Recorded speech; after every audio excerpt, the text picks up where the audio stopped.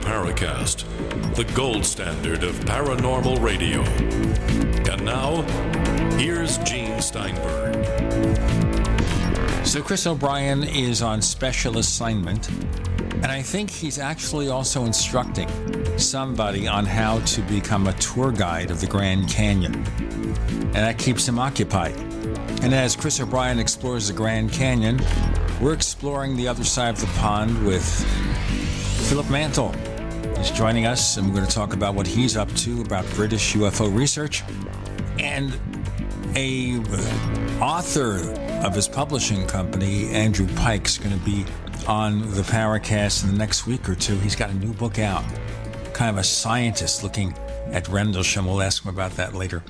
Philip, welcome back to the Paracast. Good evening. It's my pleasure. Thank you.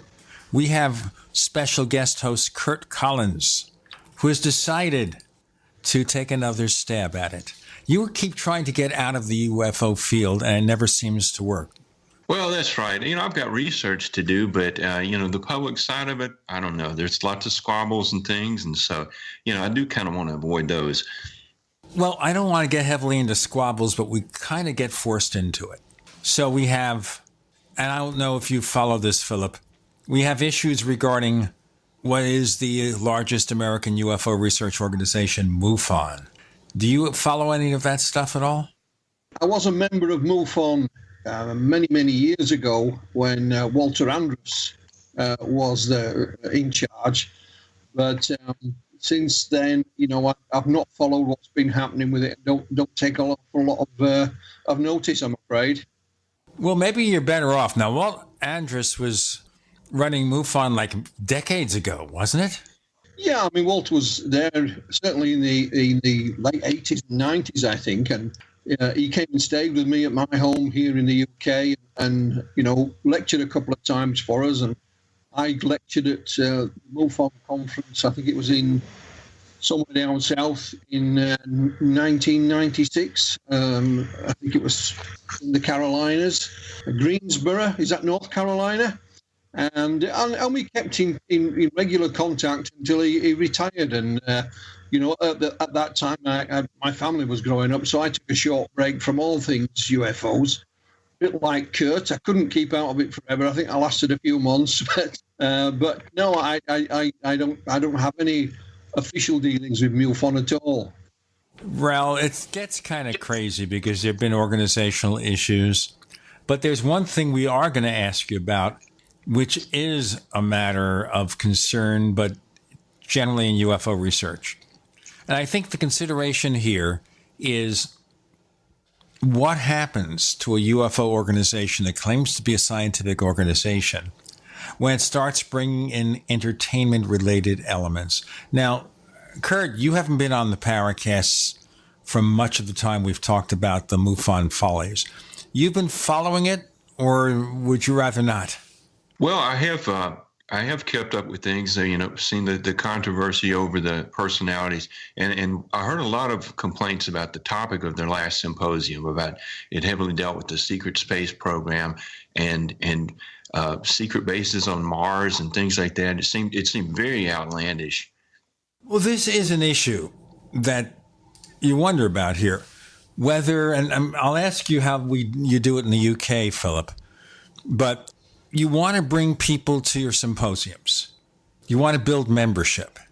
So do you bring in people who can only bring entertainment and not valid information for the sake of selling tickets? How would you approach that, Philip? Well, that is one way to look at it. I used to be part of the British UFO Research Association, which was the largest, UFO group in Britain. We had around 1,000 members. And, I took at one stage I'll put this in inverted commas, a commercial look at the subject. And we were actually, one of our conferences was part sponsored by Sony. And I thought it was pretty good because we needed finances to stay alive, to keep the organization running.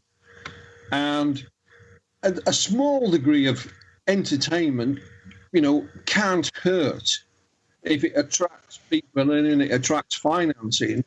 Bearing in mind that most members, if they're active members, are spending their own money on the investigations and so on, or we certainly did here. So I think it's all right up until a point.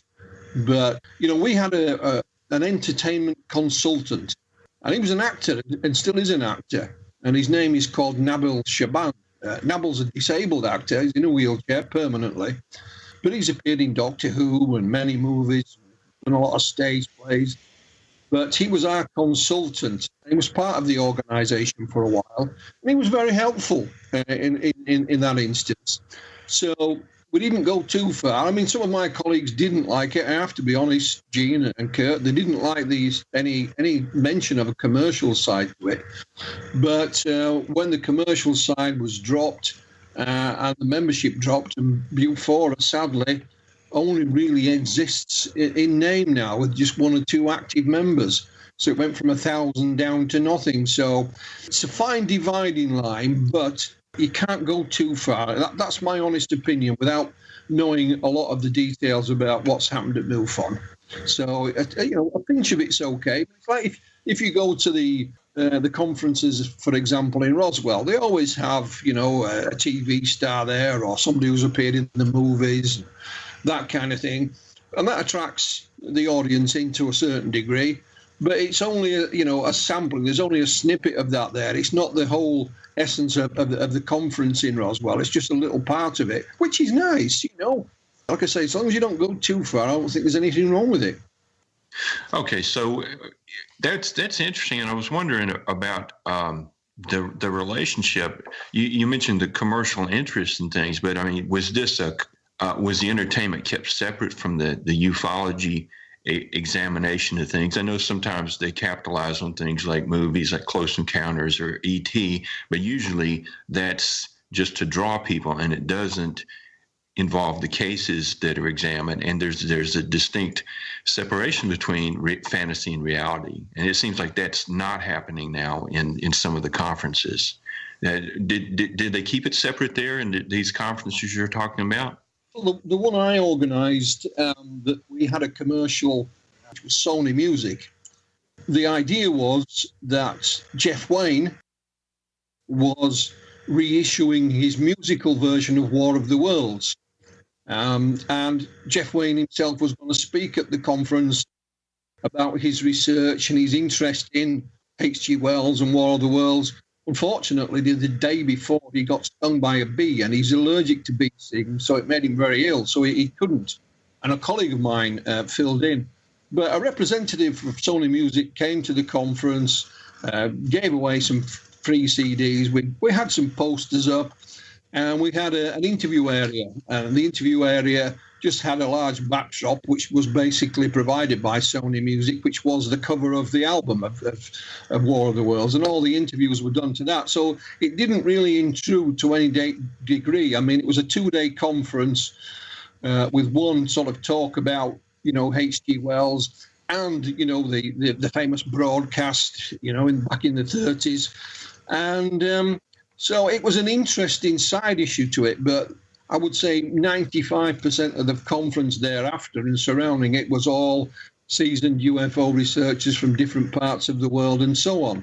So, and they paid us, a fee for being allowed to do that. And I thought it was a great success. And sadly, we didn't build on that because, it worked. It wasn't a great intrusion into what the conference was about.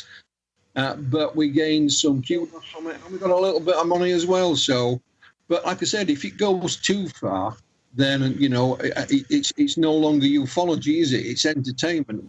Let us do a break. More to come with Philip Mantle. Guest co-host is Kurt Collins. You're in the Paracast.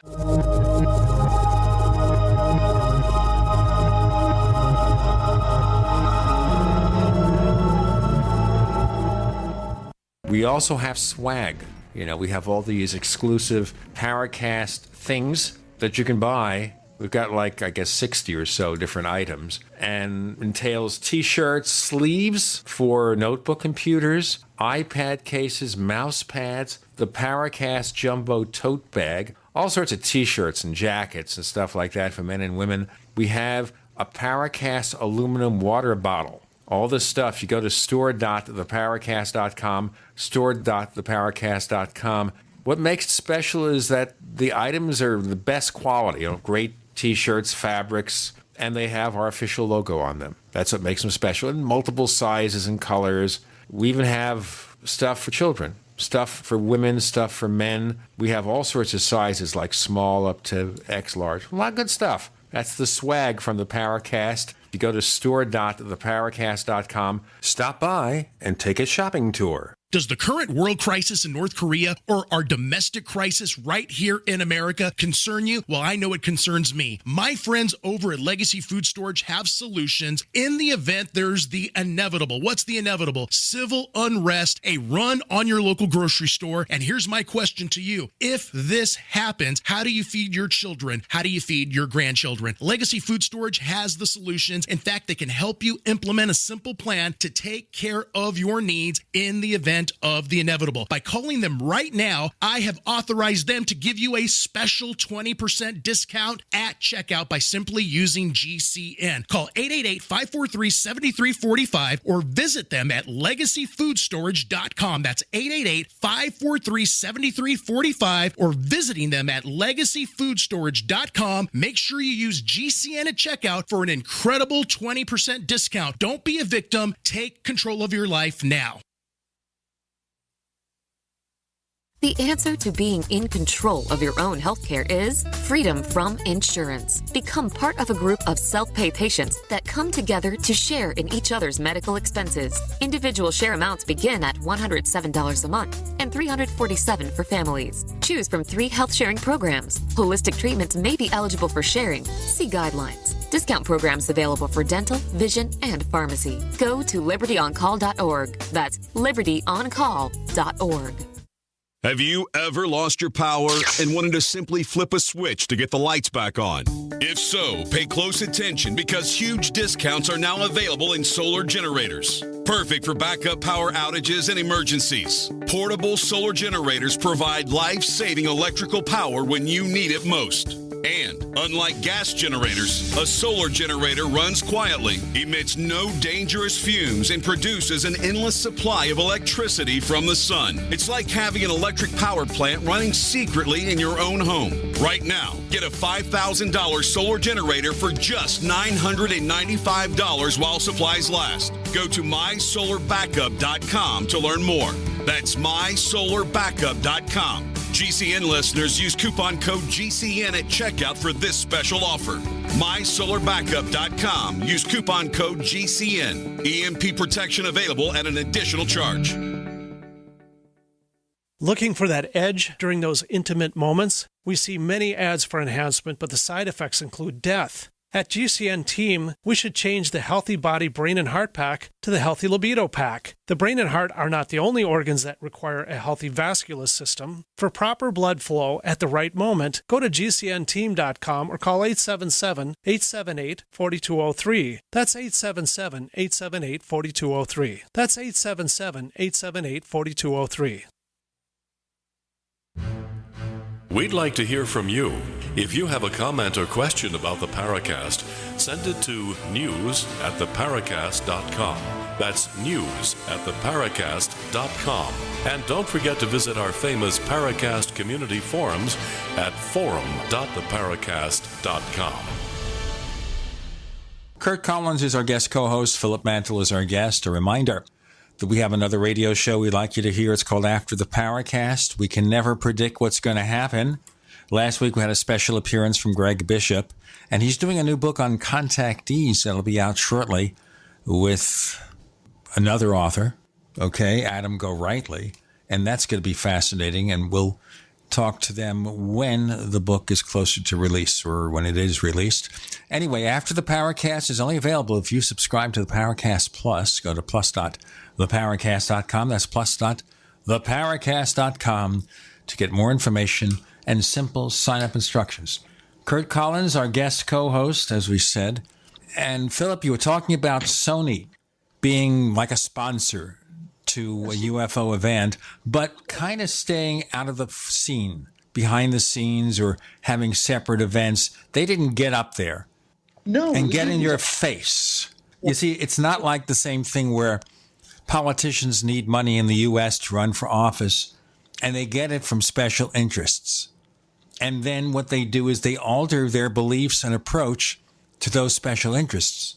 Here you got money from someone as a sponsor, kind of like a sponsor on a TV show where you're not forced to do anything in terms of product placement. Well, look at this now. When you will see a UFO, you should then turn on your iPhone and watch a Sony movie or something. It wasn't blatant from what you tell me. With conference proceedings, and I think there's a little advert in there saying it was sponsored by, they were releasing the new updated version of Jeff Wayne's War of the Worlds, which if you haven't heard it, it's really good. But so, no, it was a side issue. It worked very well. I mean, in fairness to Sony Music, I met one of their head representatives, and they said they didn't want to take over the whole conference because it would spoil it for what it was. They were quite happy to just play a small part in it and give us a small fee. And they were delirious with the coverage they got. It suited them down to the ground. I mean, they had a lot of money, for marketing this thing. But we managed to get a little bit of that, and we were quite happy. But like I said, there was still, some of my colleagues not happy about having any commercial endorsement, if you like, or sponsorship whatsoever. So, these are voluntary organizations, and if we could get funds from places like Sony Music or movies or whatever, as long as it doesn't take over, then I don't think there's anything wrong with it. But it's just if you go too far, that's the problem. I mean, I don't know what MUFON's finances are like. I have no idea. They might have to do it to keep themselves alive. I wouldn't know. It's really none of my business. So, but it is a fact of life, and I mean, I wish MUFON all the success in the world. I've nothing against them. I wish we could have carried on here at Bufora, but it didn't work, I'm afraid. Philip, I'd like to hear more about the structure of ufology in the UK. MUFON almost dominates it here, and when you think of UFOs and they put some on television, more often than not, it's somewhat from MUFON. So who's representing ufology there? And I think most of what we get in the U.S. is like the tabloid coverage of the subject, which is terrible. So what's happening with ufology, and how does the media treat it in the UK? Well, it's a sad fact that there is no organisation like there used to be. I mean, like I said, Bufora, when I was there, had a membership of about 1,000. And we were the central focus for most of the media, because Bufora was the oldest UFO group in the UK. I mean, they're still officially going, but there's only a handful of them there, and they don't do virtually anything. So there is no one focal point for UFO study in the UK anymore. There are a number of regional groups, in different counties. There are several magazines that are published online, some of which have a subscription, some of which are free. But again, there's no main magazine. I suppose the main one is the 14 Times, but it's not ufology. It's a mix of all kinds of things. And there are, a few conferences here and there, but again, nothing on the scale that there used to be. Certainly back in the 90s, conference would be 5, 6, 7, 800, 1,000 people. Today it's a few hundred, and they're not, they don't have the funds behind them either. So it's not surprising, Kurt, that the tabloid news media is looked upon by outsiders as the sort of official voice of ufology in the UK, simply because there is no official voice. There is no one platform for releasing your research. Most of mine goes, if I have something to publish, I send it to just about anybody and everybody, free of charge, not just in the UK, but around the world. And if they want to use it, fine. If they don't, well, that's okay with me. So it's, there isn't a focal point anymore. And I think that's kind of sad, I really do. And I think also when we look at ufology in general, I don't think there's a focus point, anywhere really. Probably hasn't been since Dr. Hynek died. He was well respected. He was looked upon as a sane voice for the subject. Not saying you have to agree with that, or it's just my perspective on it, but it's never been really the same since. And if that will change, I don't know. I mean, anybody can start a website now, can't they, and call themselves whatever. I mean, when I started, there was no such thing as the internet, certainly not in public domain anyway. So things have changed a lot, and you have to think for yourself, is it for the good or for the detriment of the subject? I don't know. That reminds me of something. There was a big event, I think it was about a year ago, Eric Von Daniken Legacy Night. Are you familiar with that? Yeah, absolutely. I mean, I know the gentleman that was the main organizer, Steve Mira, and they also had another event in Manchester later in the year, and they've got another one next year. But, it's not just UFOs, it's a whole mixture of things. It will be well attended, it's well organised, and I think the pricing structure is quite reasonable. And I'm sure it'll be a great success, but it's not ufology. Steve is primarily a paranormal researcher. He's involved with an online, I think it's an online TV company of some respect, and he works on it full time. And he's a smashing guy. He really is, Steve. But the conference is not my cup of tea. But that's just me. That's just my own interests. But I've no doubt it'll be well organised and there'll be some good presentations. But it covers a whole lot of different fields. Like you said, they had a celebration of Eric Von Daniken, whom I met many years back in Austria, believe it or not, in Vienna at a conference. We've got more to come with Philip Mantle and Kurt Collins. You're in the Paracast.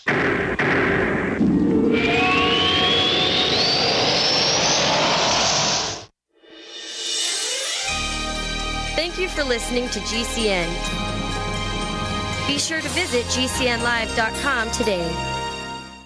Hi, this is Ted Anderson. I'm here to tell you about GCNtelecare.com, a team of board-certified doctors assisting you 24 hours a day, 7 days a week, 365 days a year. Within 15 minutes of registration, care your family can afford. Revolutionizing the healthcare industry, virtual consulting providing diagnosis of non-emergency medical issues by phone or secure video on computer or smart mobile devices. GCNtelecare.com. Virtual care anywhere.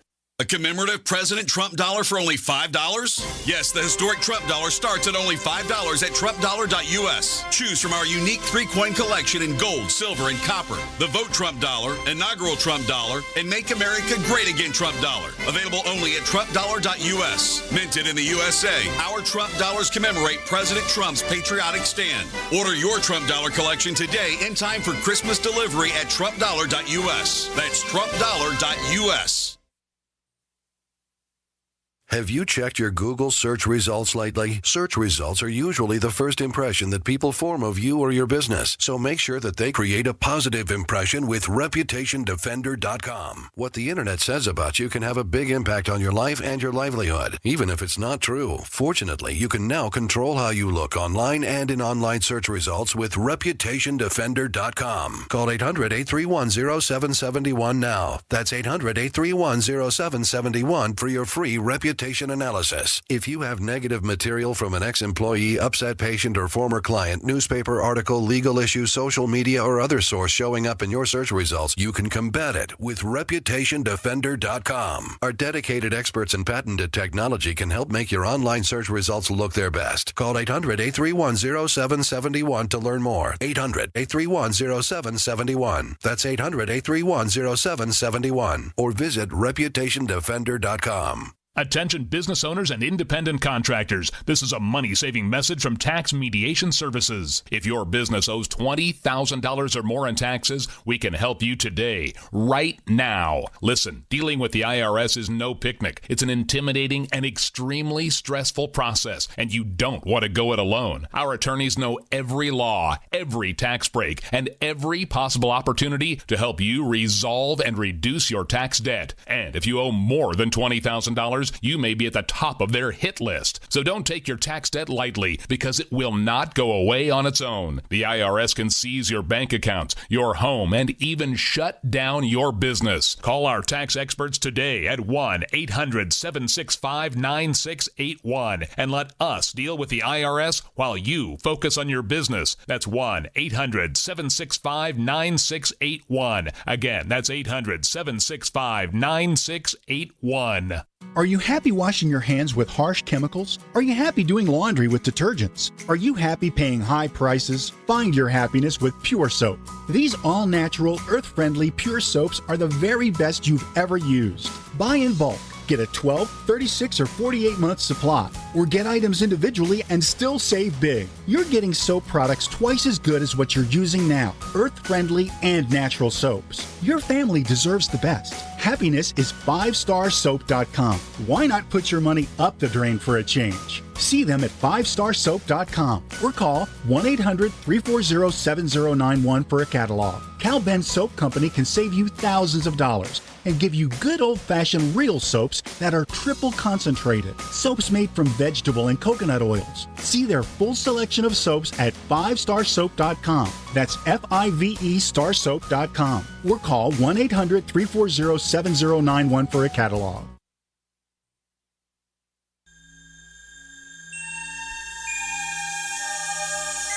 This is Jacques Vallée. You're listening to the Paracast, the gold standard of paranormal radio.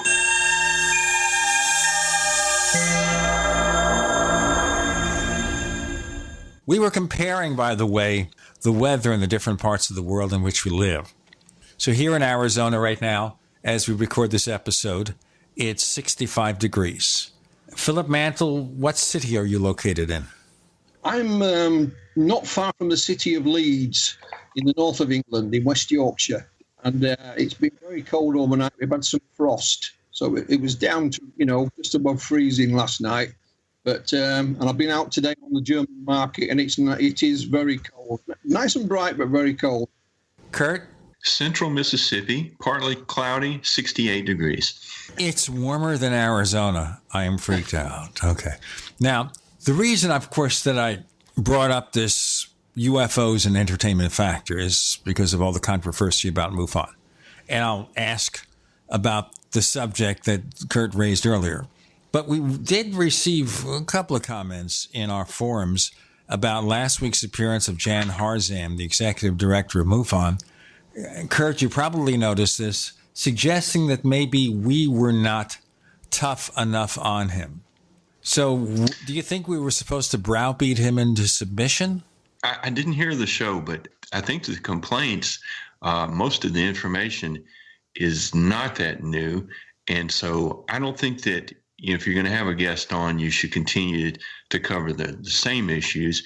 I think he's also very committed in his position, and whatever you say is not really going to change his mind. So there's definitely a balance. You want that organization represented. You want him to hear what he has to say. But no, I don't think you have to blast him. And after all, I think it's more interesting if someone is presenting a unusual perspective, let's say, let them talk and give them the opportunity to expose those views. And if they're unbalanced, well, that's better to have them expressed in full. Yeah, the back and forth doesn't always work here. And we know Jan Harzan has a very slick presentation. And I raised the questions because we've talked about them before, but we wanted his answer, his position. You now know his position, and you can take it or leave it. Now, obviously, there's been a lot of blowback, Philip, because they featured stories about the secret space program at the last MUFON symposium. Now, this is an issue that comes up occasionally. We've talked about it on the Paracast over the years. Is there any discussion of this nature in the UK, Philip? not to my knowledge. I mean, there might be, online. And it kind of surprises me. Well, I thought half of Americans didn't believe that we actually went to the moon in the first place. So not a topic I would, delve into at all. But certainly none of my colleagues have mentioned anything to me about secret space program. I mean, there are people online who discuss it. It's not a topic for me, so I don't take any notice of it, Gene, to be perfectly honest. For me, with the greatest of respect, I would put it on the same plate as the flat Earth. I just think it's nonsense. But that's just my own opinion. I'm not saying I'm right. It's just my opinion. I don't know a great deal about it. And it's not something I'll bother with, to be perfectly honest. The basic theory, Philip, is this. We know there are secret space probes sent up, spy satellites. That's an open secret. Secret space program means that after the Americans stopped going to the moon, officially, publicly, they did it secretly using black project money. They possibly set up bases on the moon and on Mars, and maybe doing so in concert with alien beings. Now, none of this is proven. I don't think any of it can be proven except by silly inferences like, for example, what was it?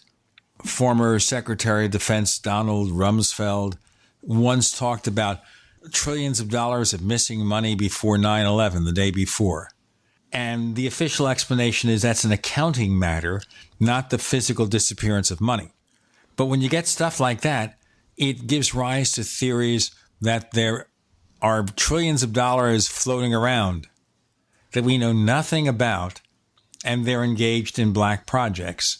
And those things may involve advanced science.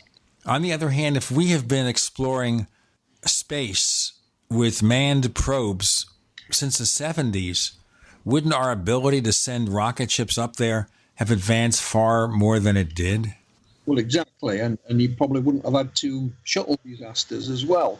To me, it's just a fantasy. That's all it is. I mean, I wouldn't give it, space nor time. I think it's just gibberish. People don't, if you just think about it and just look logically, people don't realize how difficult, first and foremost, it is to get into space. I don't care how much money you've got. Getting into space is still an extremely risky thing to do.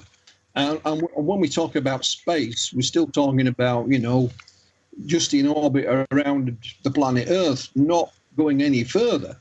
And then there's all these rumors, well, why didn't they go back to the moon? Well, you have to look at, the reasons for the moon landings. This was propaganda.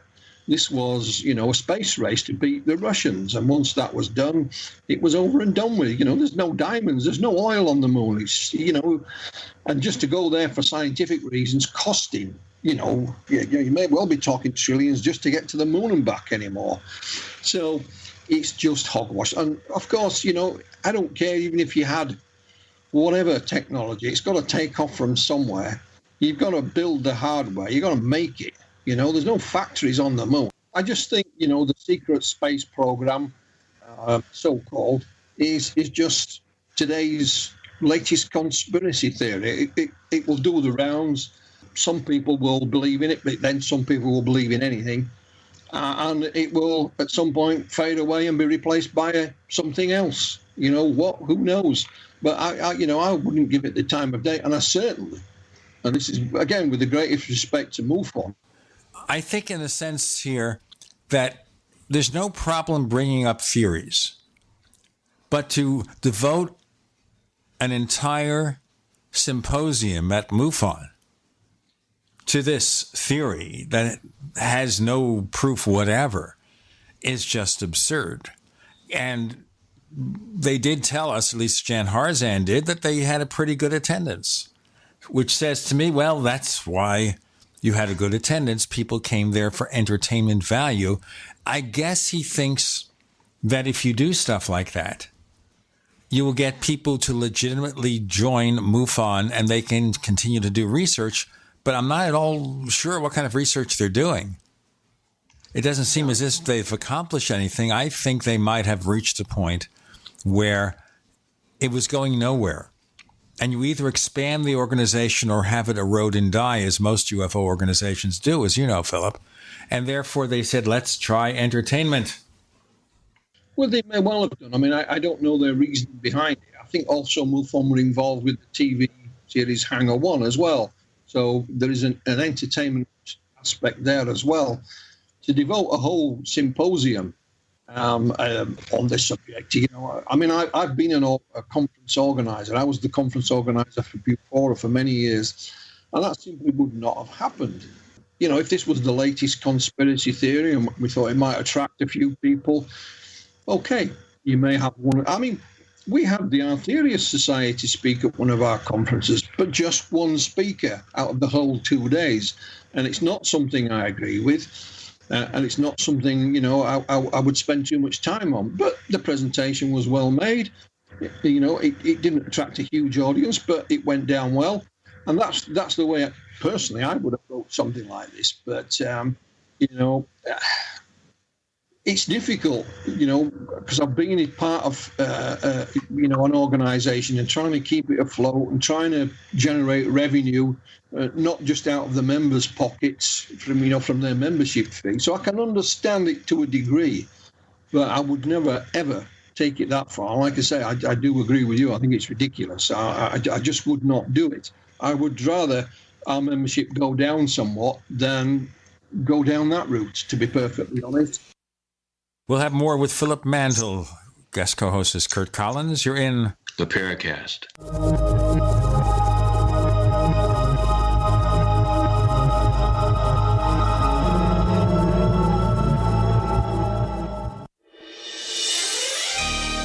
Thank you for listening to GCN. Be sure to visit GCNlive.com today. Do you need a website? Well, you can get a great deal on hosting services with Namecheap's legendary coupon code. They're offering substantial hosting discounts on shared hosting, business hosting, VPS hosting, reseller hosting, and even dedicated servers. Namecheap is preferred by millions. It's backed by a money-back guarantee. Use the coupon code LEGENDARY to cash in on the special deal at Namecheap.com, Namecheap.com. First came Attack of the Rockoids, and it was a critically acclaimed success. And now there's The Coming of the Protectors. A former military intelligence man is contacted by a space woman in a dream that turns out to be a nightmare because evil forces on her distant planet are planning to conquer the Earth. This is gripping science fiction of the classic kind. Attack of the Rockoids and The Coming of the Protectors. Find out more at rockoids.com. That's Rockoids, ROCKOIDS.com. Hello, Mr. Anderson. The NSA has noticed how much time you spend on conservative news sites. We have no choice but to consider you a domestic terrorist. Tired of your internet activity being monitored by Big Brother? Get VirtualShield.com, the world's easiest to use virtual private network. Browse the web anonymously, leaving pesky advertisers and spies in the dust. Get started today at VirtualShield.com. Take advantage of our free 30-day trial. VirtualShield.com. You have the right to remain private. Actual testimonials from real Numana customers. I've tried all kinds of food storage, and Numana is by far the best. I'm a single mom with 2 teenage boys and a full-time job. I don't always have time to cook a 4-course meal. That's where Numana has been such a blessing. I can spend less time in the kitchen and more time on what matters most, like helping with homework. Find out for yourself. Order online at thepowermall.com. That's thepowermall.com. Numana is food stores I love to eat. Yum! Thepowermall.com. This just in. Before your doctor gives you another antibiotic prescription that you don't want, get this free report, The Miracle of Garlic, your first home medicine. This free report is filled with easy kitchen remedies for common colds, flus, sore throats, ear infections, and more. Plus, learn to boost your immunity before you get sick. Go now to GCNwellness.com, just like it sounds, GCNwellness.com to get your free report, The Miracle of Garlic. Click GCNwellness.com. Back pain doesn't take vacations. It never celebrates holidays. It's on the job 24/7 to keep your life exactly where it is, in limbo. But it doesn't have to be that way, because Laser Spine Institute can help you take back your life from chronic neck and back pain. With a less than 1-inch incision, our minimally invasive procedures have provided relief to over 60,000 patients with a 97% patient satisfaction rate. So get ready to stand tall and live the life you've imagined for yourself without pain. Are you or a loved one suffering from a bulging disc, herniated disc, spinal stenosis, pinched nerve, or degenerative disc disease? Call our spine care consultants now at 855-510-BACK. for a no-cost MRI review and to learn more. It's time to say goodbye to chronic neck and back pain. Call 855-510-BACK to see if laser spine surgery is right for you. That's 855-510-BACK. What have you got to lose? Laser Spine Institute, the leader in minimally invasive spine surgery. Water is the single most important thing your body needs, so you want to be sure it's the best for you and your family. Since 2005, thousands have depended on Berkey purified water. The Berkey Guy provides the lowest priced filtration systems in every size. For incredibly delicious water now and in an emergency, get to goberkey.com or call 877-886-3653. 877-886-3653. goberkey.com. Hi, this is Don Ecker, and you are tuned into the Paracast. Let me tell you what, you're going to hear stuff here that you probably won't hear anywhere else. Hear that, George Snorri? We continue with UK UFO researcher Philip Mantle, kind of focusing a bit on American UFO research, but I guess you can see why. And we have guest co-host Kurt Collins. Kurt, you wanted to bring up another matter. Well, we were talking about entertainment, and we can't avoid the topic of Tom DeLonge. He's promoting this new organization, To the Stars, and calls it an Academy of Arts and Sciences. But what he was doing before he announced this was a series of books, both fiction and nonfiction, apparently graphic novels, and his plans for a documentary and feature films, which there's a lot of fiction in that, a whole lot of fiction. And now he's introduced a team of people, both scientists, ex-government people, and researchers who seem to be all qualified, but it's tied to an entertainment company. So what are we to make of this? And well, this seems exactly the kind of contamination that we've been expressing concerns over. Philip, are you familiar with this, and have you talked to any of the people involved? Well, I've not talked to any of those involved. I just think he's a rich star that's got nothing better to do with himself. This is his plaything. If it can generate some income from him for him as well, then fine. I mean, here in the UK, we've got people in the entertainment business, that some of which I've met, that have a long-standing interest in the subject, and a genuine interest, nothing to do with entertainment. And they haven't capitalized on it in any great way. There's been one or two little documentaries, but nothing significant. But all I see in what I've seen with Tom DeLonge, that A, he's talking out of the back of his head with some of the statements he's made, and B, it's all linked to making money for themselves. Like you said, to an entertainment company. If I were a betting man, I would bet that in a few years it will all end in tears. He'll disappear back and bring, Blink 182 will reform and bring another album out, or whatever it is they do, and he'll move on, and he'll disappear up a drain pipe somewhere. That's the way I look at it. Now, the thing is here is they have some kind of Kickstarter program to raise money. And last we heard, which was last week, I haven't checked it since, they raised $2 million for whatever this thing is, To the Stars, that DeLonge is doing. Now, that's not a lot of money if this guy is as successful as he should be, considering the money that was generated by the band he was a part of. But you also have to consider sometimes people in the show business, they end up squandering their money for this, that, or the other thing, to live a highfalutin lifestyle or something like that. So I'm not saying that's what happened, but you have to wonder here what's going on. It's only going to end up in tears. It really is, one way or another. It'll end up, in my opinion, nobody will get any money back. It'll be another scheme, or we'll spend it on making some of these documentaries or movies or whatever you want to call them, and they'll end up being terrible. He'll disappear back down a rabbit hole somewhere and go off to do his rock music or whatever. I mean, go live in his mansion if he hasn't squandered his money.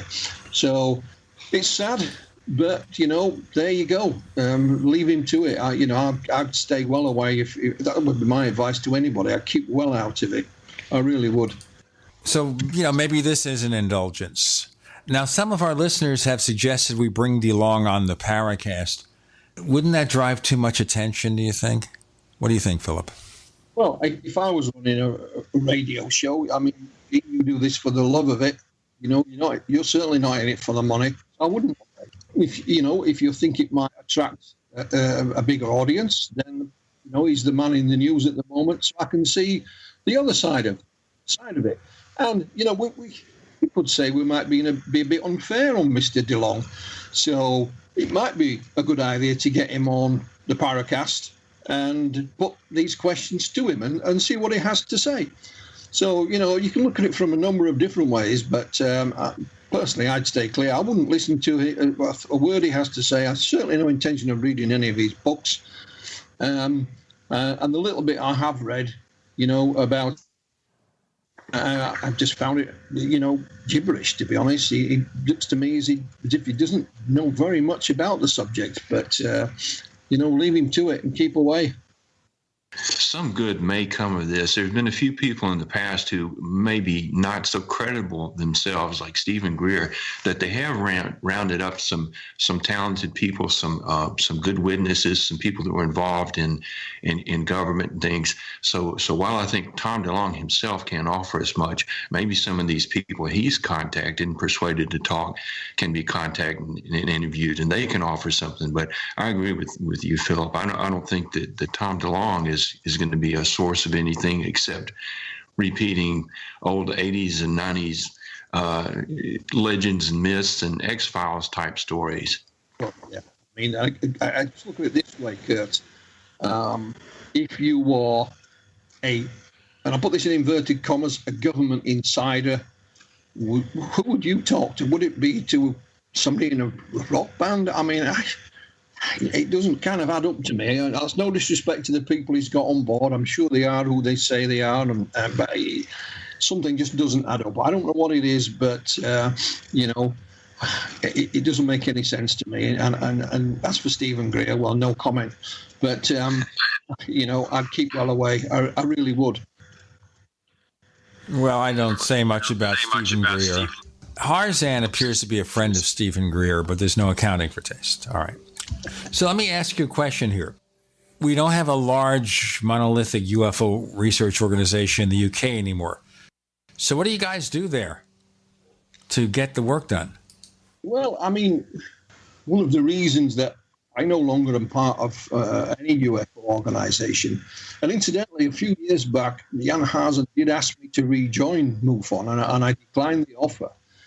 If you join any organization, you have to abide by their rules and regulations and their hierarchy. Well, I left that behind a long time ago.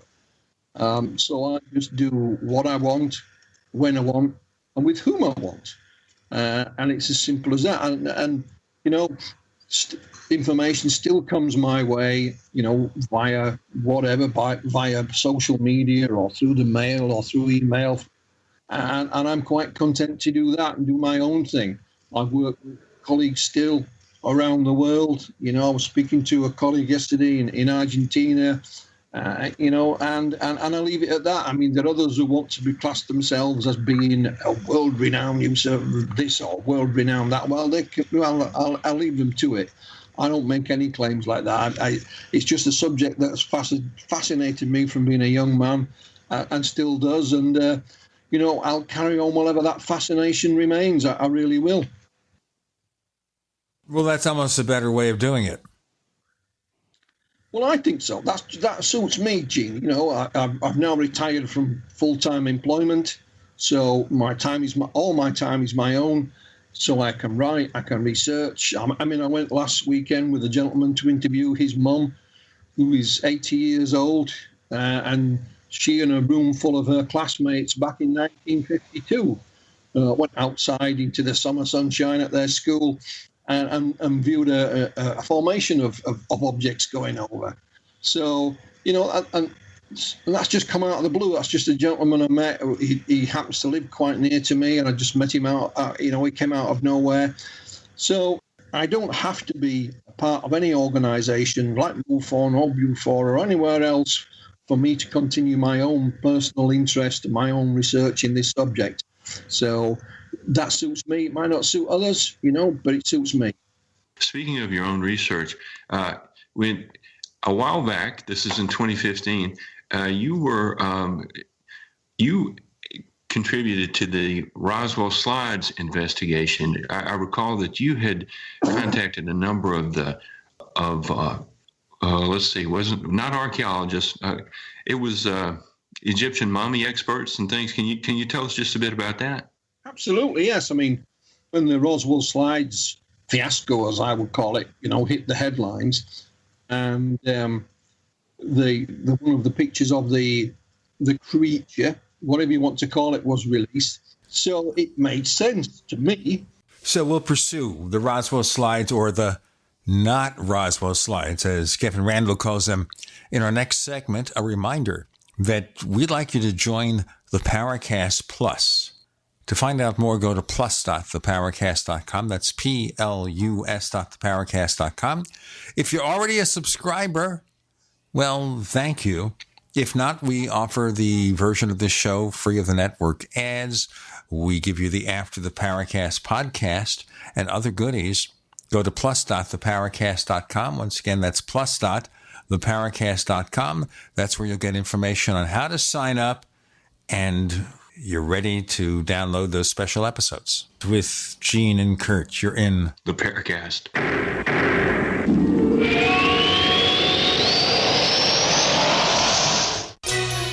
Thank you for listening to GCN. Visit GCNlive.com today.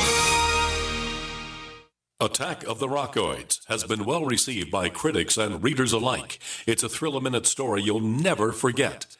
A former U.S. military intelligence officer is haunted by intense dreams about a beautiful woman pleading for his help after a terrible battle in outer space. But the dreams turn out to be true and thrust him into a telepathic love affair with a woman whose faraway planet is intent on destroying the Earth. And now the gripping tale continues in The Coming of the Protectors. It's the second book of the Rockoids trilogy, a galaxy-spanning adventure that pits our hapless heroes against powerful, fanatical enemies that threaten the lives of freedom-loving beings everywhere.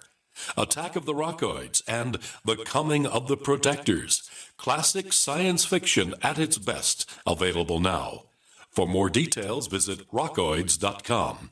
That's ROCKOIDS.com. Most people think life insurance pays after you're dead. That's true. But did you know you can have tax-free access to your life insurance while you're still alive? You can use the life benefits of your life insurance to grow your money with certainty and guarantees. No stock market risk, no tax risk, and no penalties. Call Life Benefits if you'd like a free book about how this can be done. Call 702-660-7000. That's 702-660-7000. Bad theater seats, cheap Halloween masks, my apartment, all things with obstructed views. Add to these, large trucks and buses. 18-wheelers and large buses have big blind spots, and like my apartment, they don't always have the best view. Bus and truck drivers deal with blind spots around the entire vehicle. Always take care not to ride alongside or too close behind them. Our roads, our responsibility. Learn more at sharetheroadsafely.gov.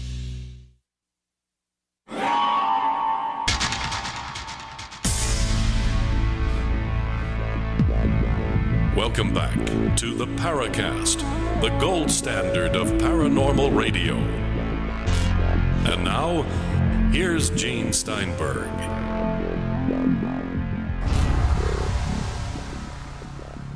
Philip Mantle, UK researcher, joining us. Guest co-host is Kurt Collins.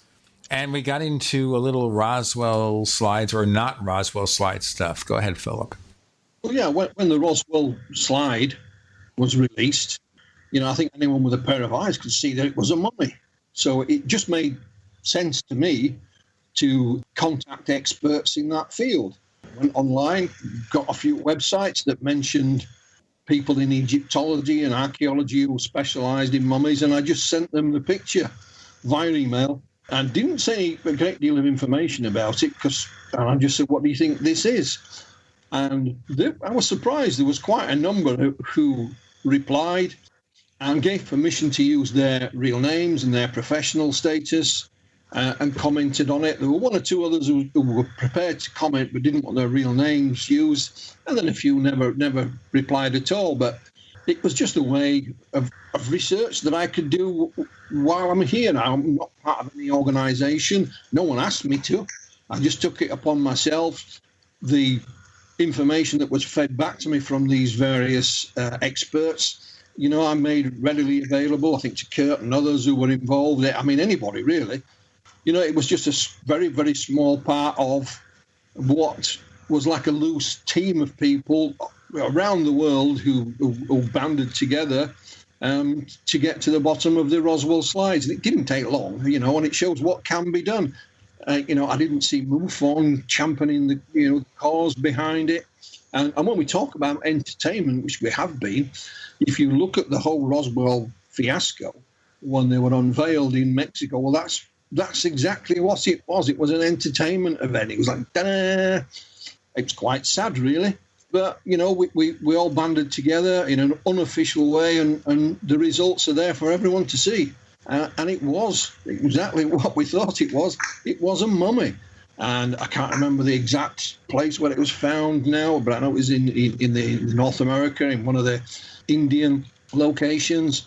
And they even got the paperwork to prove that it was this particular mummy, and so on, So it proves what can be done, Gene, just by working together. You don't have to be part of an organisation. So, that is one great example of it. I think the Roswell slides was an example of small groups of researchers working together for a common cause to solve something. And I just wonder, maybe we need more of that to get some progress in the UFO field? Well, exactly. I mean, there was no organization behind it, no finance, but there are those with different views, different ways of looking at the Roswell slides that did band together. I mean, I just thought, well, it seemed obvious to me that this was a mummy, so why not ask the experts, in this field? That was just an obvious thing to do. I was at home, I had some time to do it, and I did it. There were others around the world did various other things to get to the bottom of it, like de-blurring the placard on the front of the mummy, and it tells you exactly what it is, and so on.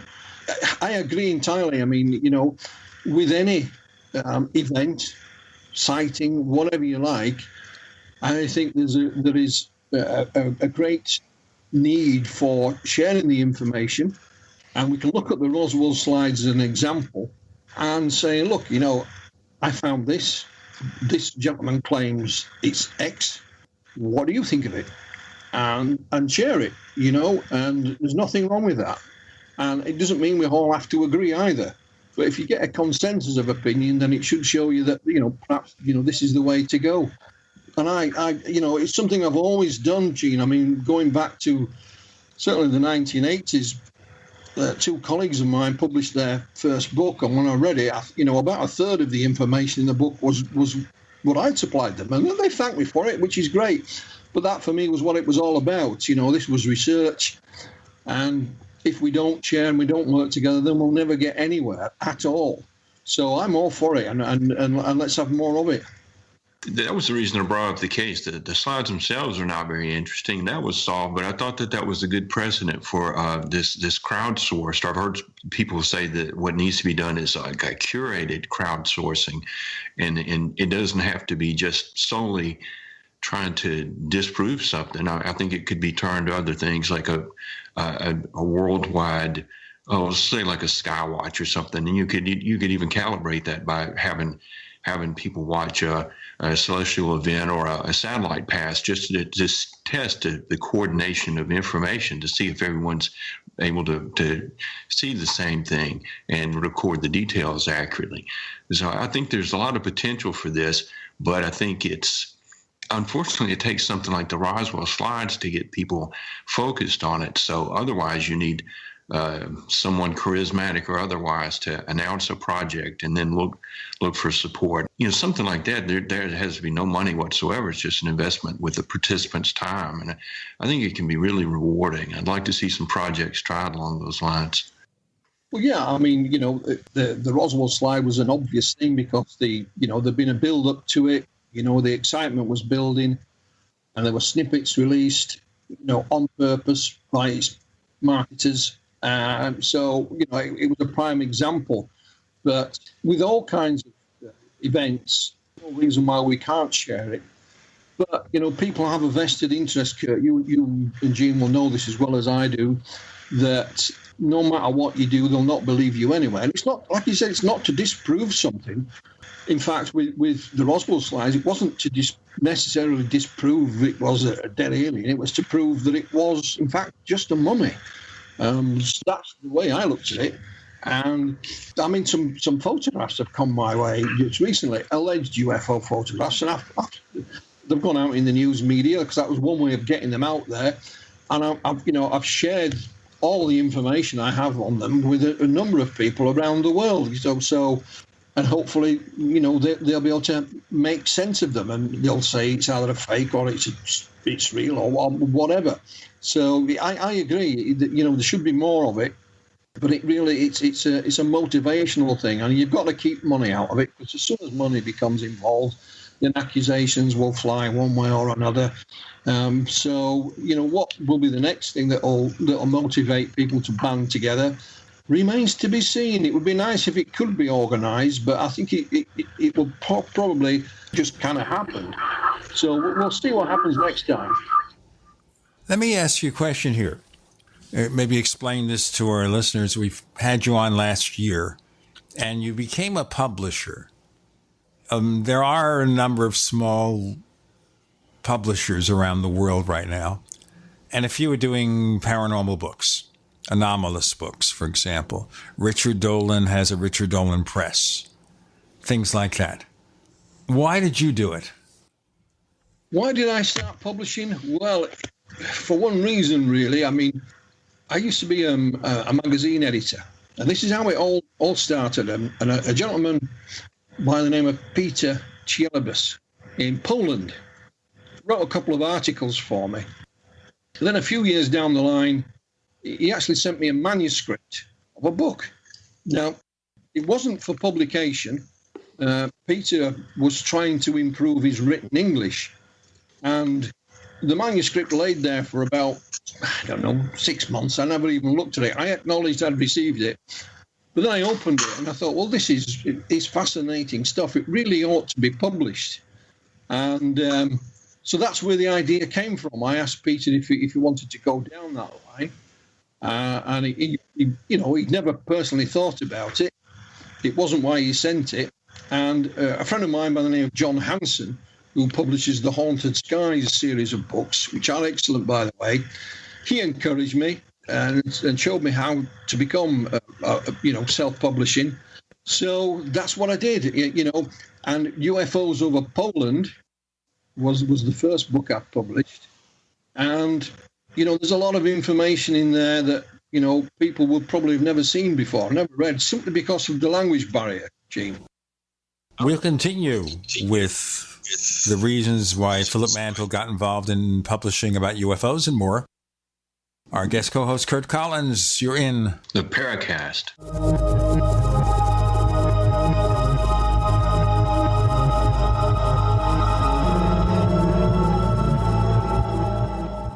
Neighbors, we've made such a deal with HelloFresh, and it means that everyone listening to this show can receive $30 off your first week of deliveries when you go to HelloFresh.com and use the offer code Paracast30. With HelloFresh, you can choose the delivery day that works best for you. They've got a wide variety of chef-curated recipes that change weekly. And can you imagine me cooking Japanese panko chicken It makes me feel like I'm a chef. It means also that you could actually get your meal cooked in 30 minutes. For busy people, this is perfect. The simple recipes include step-by-step instructions so even I can figure it out. Go to HelloFresh.com, use the offer code Paracast30 to get $30 off your first week of deliveries. HelloFresh.com. It's been said, any society is only 3 missed meals away from chaos. Those times may be near. Think about it. Our country faces multiple terrorist threats and aggressions from Russia and North Korea. Social unrest and violent marches yet again may lead to looting of stores and city shutdowns. And our crumbling infrastructure leaves our power grid vulnerable to long-term outages from a single cyber attack. When the chaos from any one of these threats arises, the government knows it can't provide during a widespread national emergency. That's why you need your own plan for self-reliance. That's where My Patriot Supply comes in. Get a 4-week survival food supply for only $99. That includes breakfast, lunches, and dinners. Order online at preparewithgcn.com. $99 for 4 weeks of survival food that tastes like homemade cooking and lasts up to 25 years. From My Patriot Supply. Get your kits today at preparewithgcn.com. Free shipping is included. Preparewithgcn.com. This just in. Before your doctor gives you another antibiotic prescription that you don't want, get this free report, The Miracle of Garlic, your first home medicine. This free report is filled with easy kitchen remedies for common colds, flus, sore throats, ear infections, and more. Plus, learn to boost your immunity before you get sick. Go now to gcnwellness.com, just like it sounds, gcnwellness.com to get your free report, The Miracle of Garlic. Click gcnwellness.com. We all know that Berkey Water Purification Systems are the most trusted name in water filtration. As an authorized Berkey dealer for over 6 years and serving thousands of satisfied customers, the Berkey Guy offers amazing specials for Berkey Water Filtration Systems. The Berkey Light Systems include a set of self-sterilizing and recleanable black purification elements that purify water by removing chlorine, pathogenic bacteria, cysts, and parasites to non-detectable levels and remove harmful chemicals such as herbicides and pesticides. Order the Berkey Light System today, complete with 2 black Berkey elements for only $231, and the Berkey Guy will ship your order free of charge. With the purchase of a Berkey Light, the Berkey Guy is also offering a set of fluoride and arsenic filters for only $39.99. That's over 30% off the retail price. Call the Berkey Guy at 1-877-886-3653. That's 1-877-886-3653. Or order online at goberkey.com. That's goberkey.com today. Age-related macular degeneration is the leading cause of blindness in people over 55. But with treatment, it can be slowed down, stopped, and in some cases reversed. Make sure you see your grandchildren grow. Protect your vision by requesting information about diagnosing and treating AMD. Call the Foundation Fighting Blindness today at 1-800-BLINDNESS for a free packet on reversing or managing AMD. Or go to the website fightblindness.org, where I found so much helpful information. Or again, call 1-800-BLINDNESS today. We'd like to hear from you. If you have a comment or question about the Paracast, send it to news@theparacast.com. That's news@theparacast.com. And don't forget to visit our famous Paracast community forums at forum.theparacast.com. Better you than me. I never thought of being a book publisher, Philip Mantle. Maybe I should have in another life. Tried doing that. You know, I followed up UFOs of Apollo. The author, Dan Farkas, PhD, had written an article for me, which I found excellent. Dan says, well, I've got a lot of more information, but it's all in Romanian. So, you know, he translated it, he put it into a book format, and I published it accordingly. You know, from a financial point of view, I think I just about, you know, got my money back. So it certainly wasn't a money-making exercise. I just wanted to be able to share this information with those, you know, who wanted it, and I'm glad I did, and you know, I'm still continuing to do that. Although I have a book now ready to go at some point on UFOs in Italy by Dr. Roberto Pinotti. I've also just published one that stirred up a little bit of a hornet's nest by Andrew Pike. Andrew Pike's an astrophysicist. in the UK, and he's called it the Rendlesham File, which is all about, the Rendlesham Forest incidents back in December 1980 here in the UK. And again, it's a fascinating book. Whether you agree with his conclusions or not is entirely up to you. But Andrew had self-published it back in 2005. And when I say self-published it, I think it was, more on CDs and given away. And I had no intentions of publishing it. And then I heard him complaining that, no one would publish it. So I said, well, I will. And he updated it, published it. It's a huge, great tome. It's over 700 pages. I didn't know that when I agreed to publish it. You should have seen me editing it, Gene. It took me ages. But everybody's satisfied with the finished product. But like I said, whether you agree with his conclusions or not is a different matter. But again, it's providing that information to whoever wants to read it at a reasonable cost. There has to be a cost. It's a book. I can't print it for free of charge, I'm afraid. It's information that previously wasn't there in the public domain. I mean, it's all of Andrew's research on this particular incident. And there will be more to come in the future, I can assure you. We're going to have him on the show, so I don't want to prejudge what he's doing.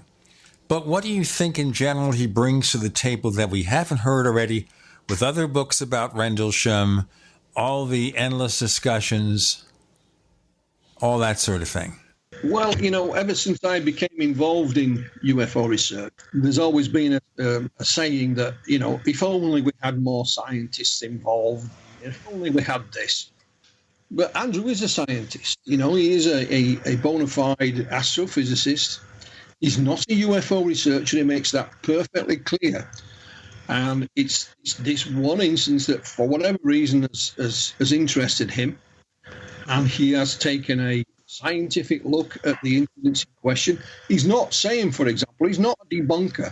He's not saying that these gentlemen didn't experience something peculiar. He's saying, yes, I agree, they did. They had these bizarre events, these bizarre sightings.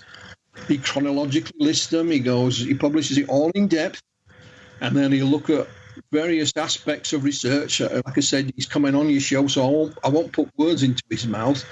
And he has come to his own conclusions from a scientific point of view. And what I've said is you don't have to agree with his conclusions, but you certainly can't knock his methodology and his research, the way he's gone about things.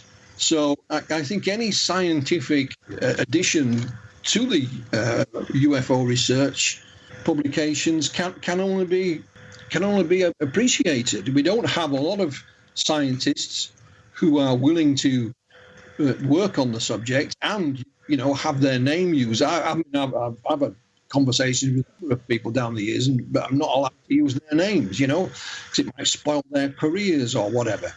But, Andrew's not afraid of anything like that. But he does make it quite clear he's not a UFO researcher. He is a scientist, and he's looked at it from a scientific point of view.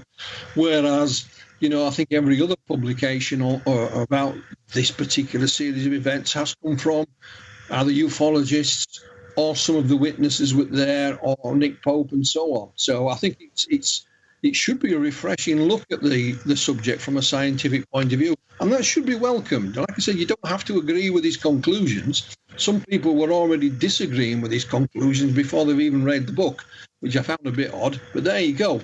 But I think any scientific input should be welcomed. Andrew will tell you all about it when you speak to him, Gene. I don't think he'll be disappointed. Might not agree with him, but I don't think he'll be disappointed. What is your feeling about the problems with Larry Warren and his particular position in this, where it turns out that he had lied about a lot of things in his life, supposedly, and there was a very public breakup with his co-author, Peter Robbins. And of course, that's part of what we find in the UFO field anyway, that people get together and they break up. They're like Simon and Garfunkel. So what is it there? How does someone like that get away for so long with basically making things up? The thing about Larry is, he has his supporters and he has his detractors. What I've said to people is back in the 90s when their book, Left at Eastgate, was published, Stay With Me, at my house with my wife. Stayed a few days, and they were perfect house guests. I couldn't have asked to meet two nicer gentlemen. I also attended a couple of their presentations because they were nearby, and I distinctly remember that one of them, Larry, said, you take Larry Warren out of the story, and there's still a story. And then last year, I interviewed a gentleman called Steve Longero. He lives in the United States. He's a retired police officer now, but he was at Rendlesham back in 1980. He was one of the security staff involved. Now, Steve had never gone on the record before. He was known as being one of the participants, but for some reason, nobody had thought to interview him. So I interviewed him on the telephone, and I asked him specifically if Larry Warren was there. Did you see him? And he said yes. And I asked him, I think, 2 or 3 times just to clarify it. And he said, yes, Larry was there. So make of that what you will. There are others that said, well, no, he wasn't there. So, Larry, is a character. And I haven't followed the fallout that's gone on, because there's been a lot of arguments to and fro. To be honest, it's not something I'm really that interested in. I've got better things to do with my time than to see who's arguing with somebody about personal matters, and I've left them to it. I haven't really followed it that much. I know him and Peter Robbins had parted company, and there was accusations going to and fro. At the end of the day, Gene, there will people that will believe Larry and his story, and there are people that don't believe him. And that's not going to change no matter what you or I say. So I've kept well out of it. All I can say, when Larry stayed with me, he was a perfect gentleman. He wasn't drunk. He wasn't taking drugs. He wasn't telling lies. He wasn't trying to sell me any Beatles memorabilia. We'll continue with a fascinating discussion with Philip Mantle. Our guest co-host is Curtis Collins. I'm Gene Steinberg. You're in the Paracast.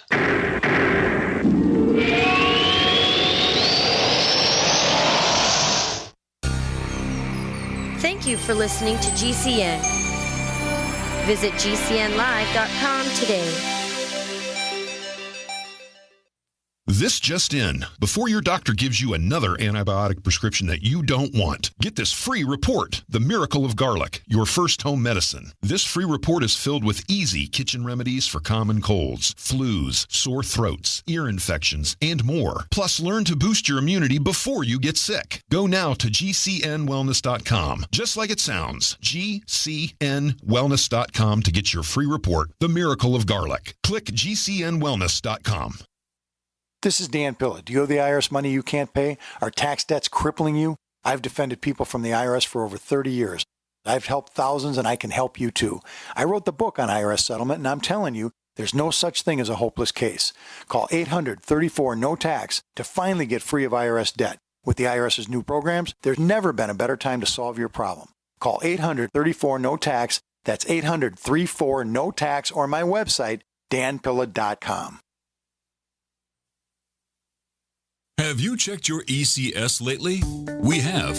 We are New Pharma, scientists who specialize in human functions controlled by the endocannabinoid system, or ECS. Let me simplify. Your ECS is involved in physiological processes like appetite, pain sensation, mood, memory, and immune systems. New Pharma's patent-pending science is the big difference in our natural solutions, formulated for your well-being. For example, our foundation product provides targeted nutrition to support a healthy endocannabinoid system, which is directly responsible for managing and controlling inflammation. This product contains turmeric, which is known as one of the best anti-inflammatories on the planet. Our Allergies product contains sage, which is a very effective decongestant. See all of our amazing capsules, essential oils, and ECS herbal teas at GNUPHARMA.com. New Pharma. Your path to wellness begins here.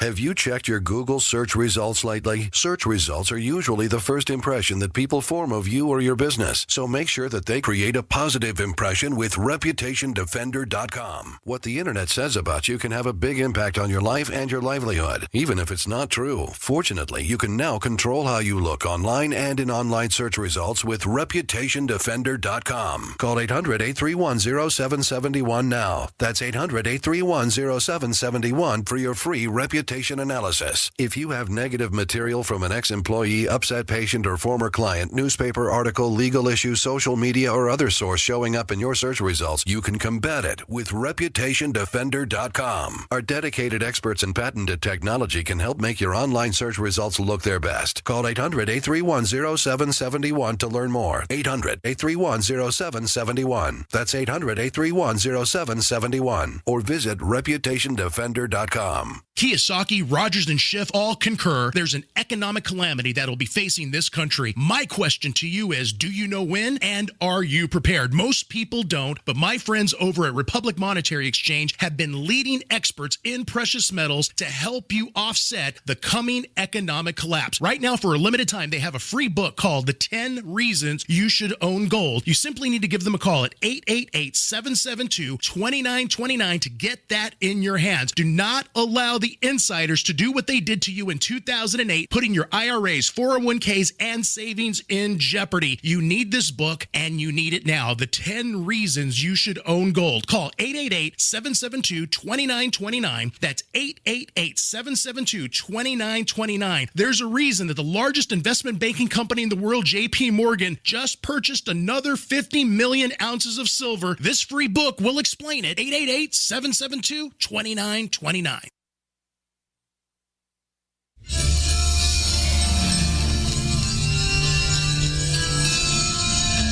Hi, this is Bryce Abel. I'm the producer of Dark Skies, the co-author of AD After Disclosure, and you are listening to the Paracast, the gold standard of paranormal radio.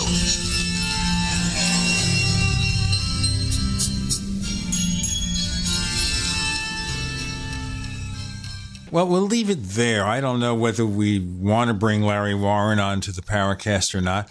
I know when we had Peter Robbins on, he said he did not want to talk about it. He had published a blog entry, a long blog, about what happened and why. And we provided a link to it. And it hasn't been raised since. So we'll leave it at that. Well, like I say, as far as Larry's concerned, I had Larry and Peter speak at a conference of mine, and they were excellent. I also met Larry at a couple of conferences in the United States. I think it's part of the UFO field, though. We get involved in personality issues, for better or worse. It is part of the UFO field, unfortunately, and I've been there and I've done that, and I've had arguments over personalities, and I look back and I wish I hadn't. So, however tempted I may be to say something on social media, I try to refrain as best as I can, and I think I've managed it pretty good, because got better things to do, and I'm not going to waste my time on such things. I've been seriously ill down the years, and so time is very precious to me, and I'm not going to waste it arguing about whether he said, she said, he said, and all that. It's a waste of time.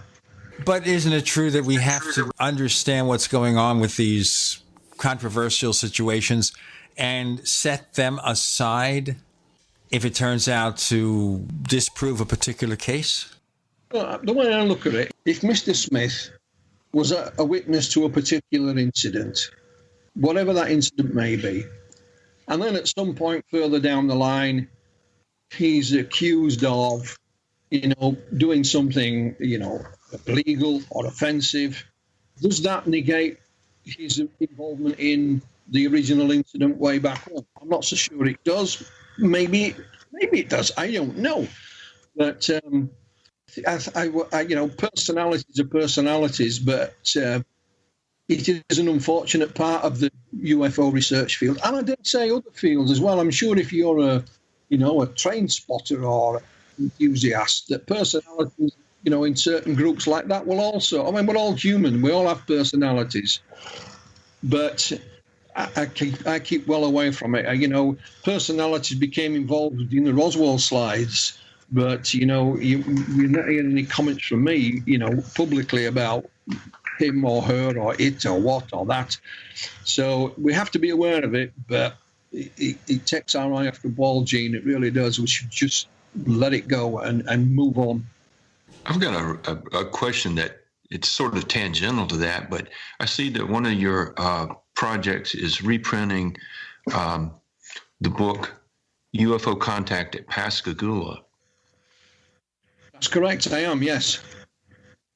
I'm interested in that because that's a famous Mississippi case, for one thing, and the book is rare. It was printed in 1983. It's been unavailable for a long time, so I'm glad to see that that'll be available again. But the reason that I mentioned that in connection to what we were just talking about was that the two witnesses, Calvin Parker and Charles Hickson, after the event, they did a number of appearances at conferences, on television shows, and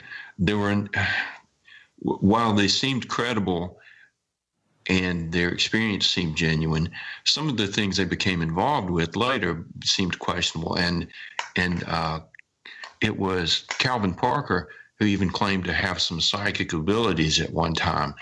There were further encounters, and they became. I remember seeing a video clip of Charles Hickson, and he was referring to Professor Adamski. And at this time, Adamski should have been long discredited. So it just seemed like there were some problems and maybe some gullibility. And it's like, if you started off as a credible person and you became in ufology and it clouded the issue, it sort of reflects badly on the original sighting. I've introduced a lot of things there, but I do want you to kind of comment on some of that. Because the book was published in 1983, if you try and buy a copy, it costs an arm and a leg. So I decided to seek permission to republish it, which I got. And I had to sit down and rewrite it, myself, which I have done. And there are little bits of what you're saying in the book. Charles Hickson talks about some of the sightings he had and was almost like a mini contactee afterwards. So that is in the book. That part is not hidden. But I've also noticed with other UFO witnesses, some famous, some not famous. I mean, I know Betty Hill claimed to have seen a number of other things down the years. There was a gentleman here that I knew very, very well, was a former police officer. Sadly, he's no longer with us. But I think when you total these UFO sightings, they were in the hundreds by the time it finished. But I have no doubt that originally he did confront the UFO phenomena, whatever it is, up close and personal. And we have a couple of interesting photographs from him as well. So things can at times get kind of muddled afterwards for whatever reason. However, I don't know. I mean, I've interviewed a number of abductees here in the UK and met them personally. And I know a couple of them became spiritual healers, and they put this down as something that happened to them after their encounter, that the encounter itself was responsible for it. It opened these other senses, if you like. That's what they claimed. So it's not unheard of. And, it was a different era back in the 1970s when these two gentlemen went public.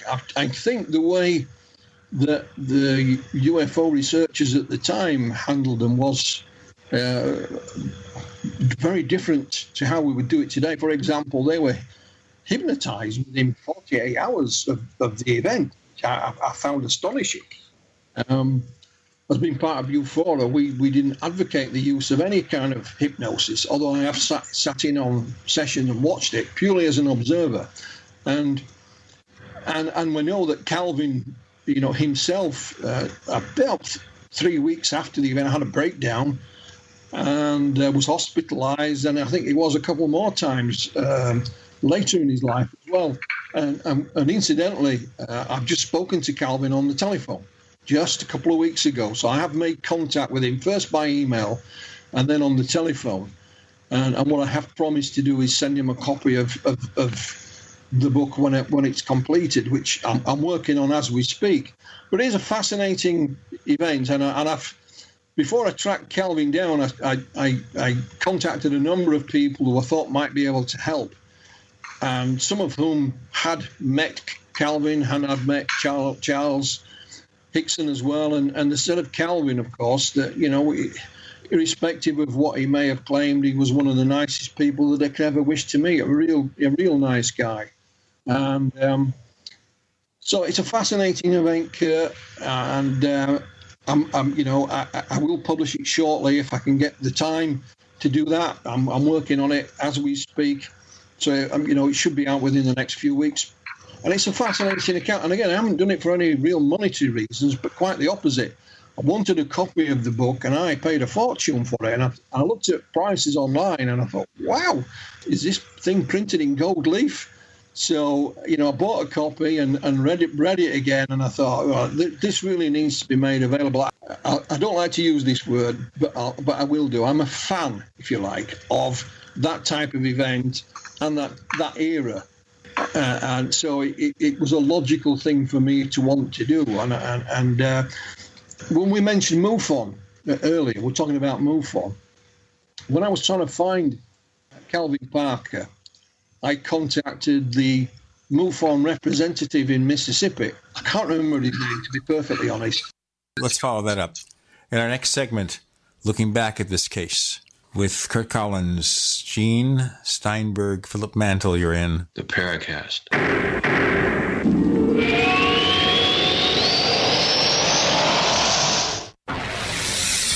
You are listening to GCN.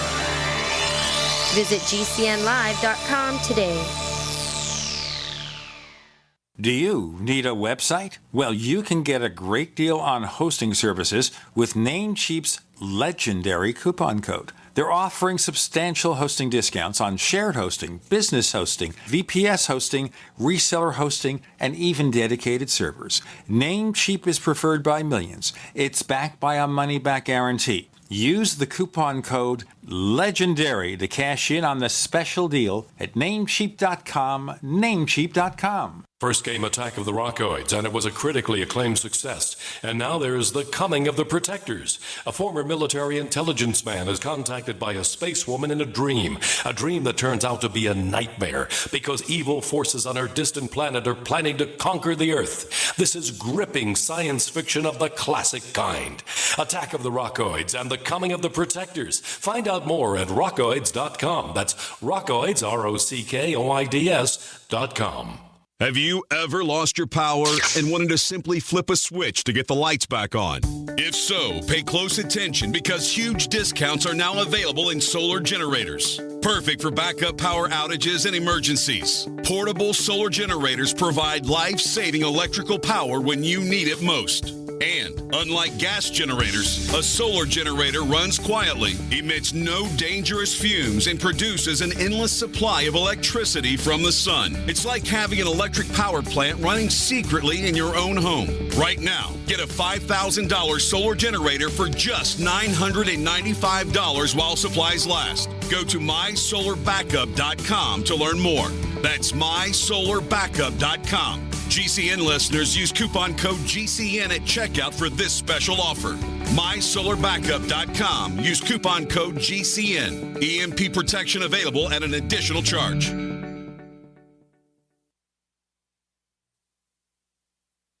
Frustrated trying to get business capital? Want to take the slow process and rejection out of the equation? GCNloans.com removes the slow, irritating approval process. Instead, get quick, simple funding. Powered by David Allen Capital, 80% of our pre-qualified clients are approved in days. Pre-qualify at GCNloans.com and get your money this week. It's that easy. GCNloans.com. That's GCNloans.com. Are you still looking for that one iodine that you can really trust? a medical doctor-endorsed product that is backed by honest research and true integrative science, then search no further. Go to NutriMedical.com for Dr. Bill Deagle's Nutriodine, proven time and time again to be the very best iodine available for you. Nutriodine is the only Tesla-activated monatomic plasma iodine in the world. It optimizes mitochondrial function and generation of new mitochondria, from totally neutralizing the venom from a desert recluse spider bite in Southern California to eliminating malaria parasites reported by medical missionaries in central India. Dr. Bill's Nutriodine is simply the most powerful healing formula there is. Nutriodine clears the body of all known pathogens, restores it to an alkaline state, and even promotes stem cell regeneration. Order Dr. Bill's Nutriodine today at 888-212-8871 or visit us online at NutriMedical.com. This just in. Before your doctor gives you another antibiotic prescription that you don't want, get this free report, The Miracle of Garlic, your first home medicine. This free report is filled with easy kitchen remedies for common colds, flus, sore throats, ear infections, and more. Plus, learn to boost your immunity before you get sick. Go now to GCNwellness.com, just like it sounds, GCNwellness.com to get your free report, The Miracle of Garlic. Click GCNwellness.com.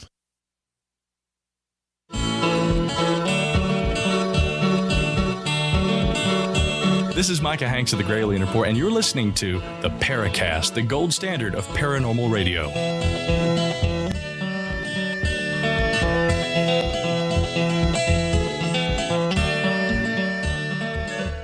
Okay, so we're tracing back the Pascagoula episode, and you're talking to us about how, Philip, you tracked down the details of the case. Go ahead.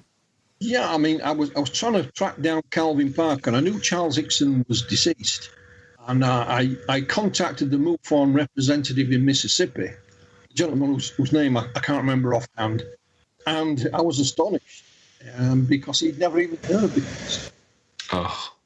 Because I was hoping that, it made sense to me that the MUFON rep in Mississippi might be able to help locate him. Well, he'd never heard of the case. All he did was send me a number of links to articles about it online, which I could find for myself. I didn't need to search online. I wasn't after any information. I was just trying to find the gentleman. Anyway, I found him with another colleague's help. When we're talking again earlier about, cooperating and working together, it happened in a smaller way in helping me trying to find Calvin Parker. I contacted a number of colleagues in different parts, and one of them said, yeah, I have his email from a few years ago, Philip. Here you go. And it still worked. And he responded. He gave me his phone number, and I've spoken to him on the phone. I will be sending him a copy of the book, out of respect when it's published, which hopefully won't be long. So again, it's just another small example of how, working together, we can find an end result. I was amazed when this gentleman in Mississippi had never even heard of the case. I really was. But having said that, I also found it a vindication of me wanting to publish the book, because for all I know, I don't know how old this gentleman is. I might be doing him a disservice. There may be a whole generation of people out there that have never heard about it and can access bits and pieces on the internet, which can be good, bad, or indifferent. We know that. So here's the first-hand account, and I think the author, William Mendes, has did a very good job with the book and his research into the case. I mean, he started off as a skeptic. He didn't believe Charlie Hickson. He saw him on the TV at first to begin with, didn't believe him. And it's only through his research and his investigation as he carried on that he became more and more convinced that, something authentic had happened to these two gentlemen. And I tend to agree with him, after rereading it and rewriting it. So that'll be out soon. And it will be on Amazon as soon as I can get it up there. It's interesting here how we have gone back and looked over some of these older cases. Kevin Randall has done some of that. He recently came out with a book where he looked over the Socorro, New Mexico case with, some details that hadn't been explored before, and also dealing with the claims it was a hoax and kind of putting that aside. He also did a book a while back called Roswell in the 21st Century, where he came to the conclusion that certain bits of evidence that were relied on in the past really didn't have enough to sustain them. So certain things that we thought about Roswell, such as the possible alien bodies, didn't have that level of support. And we're seeing also, as we look into the older cases, sometimes they hold up, sometimes they don't. So looking back at Pascagoula and that particular episode is part of that tradition, don't you think? Absolutely. I mean, I read Kevin's book, Roswell in the 21st Century, and I think he has it spot on. I really do. I do have right next to me his book, Encounter in the Desert. So, yes, it's not revisionist history. It's looking back when we have the opportunity, or we're prompted to do so for some reason, you know, not just to write a book, but maybe something crop up and thinks, well, perhaps, you know, we best take another look at that. I mean, they do it in the criminal justice system, you know, with people who are convicted or old crimes, and they look back at them. And one of the reasons that they've done that is because some people were innocent, and then, you know, they've looked back at it and they've got out of prison. So there's always a good reason, but it just annoyed me, gentlemen, that, you know, when I wanted to buy a copy of the book, you know, I think you could, you know, the sort of starting asking price was like $75, and it goes anything up to, you know, $200 or $300 for a copy, and that annoyed the living daylights out of me. So, but I did reluctantly buy a copy, and then when I read it again, decided, well, I want to republish this and make it, you know, readily available, and you're not going to get ripped off if you want to buy a copy. And I haven't looked back. Yeah, I mean, who knows where things will go with Calvin? I've tried to you know, to offer the hand of friendship out there across the Atlantic, and you know, and I've spoken to him and his wife as well. And I've said I'll speak to him again in the new year. I'll let Christmas get out of the way. I'll send him a copy of the book, and maybe you know, have some information that will, you know, shed light on other things that perhaps we haven't thought about, or like Kurt was saying, he may tell us some of the more exotic things that he claimed were the reasons behind it or not. We'll have to wait and see. You know, you never know, but there's nothing wrong with looking back. It's part of our history. Did you learn anything in going back through this case and looking it over that caused you to change anything or want to change anything in that book? When I look back, you know, we get criticized a lot for just being involved in the subject in the first place. And some people claim that, you know, ufology hasn't moved on, it hasn't done anything. Well, like I said, I think the way the two gentlemen were treated by ufology and you know, the news media was, you know, diabolical. There is no way when you meet two gentlemen who were clearly as distressed as they were, and that was proven by the sheriff's secret tape. For those that aren't aware, they reported their encounter to Jackson County Sheriff's Department and were interviewed there, you know, a couple of hours after this had happened. And at one point, the sheriff left them in a room on their own, and unbeknown to them, he'd left the tape recorder on. It was a secret tape recording, and he thought, we'll get them now. And of course, when they played the tape back, it didn't. They continued exactly the way they had. They were worried about what had happened. I think they were almost praying to God at one point. So a lot of emphasis was put on that tape, irrespective of what they may have claimed about psychic powers later on. That, you know, the tape stands as very credible evidence that something very extraordinary had happened to these two gentlemen, and they were clearly distressed about it.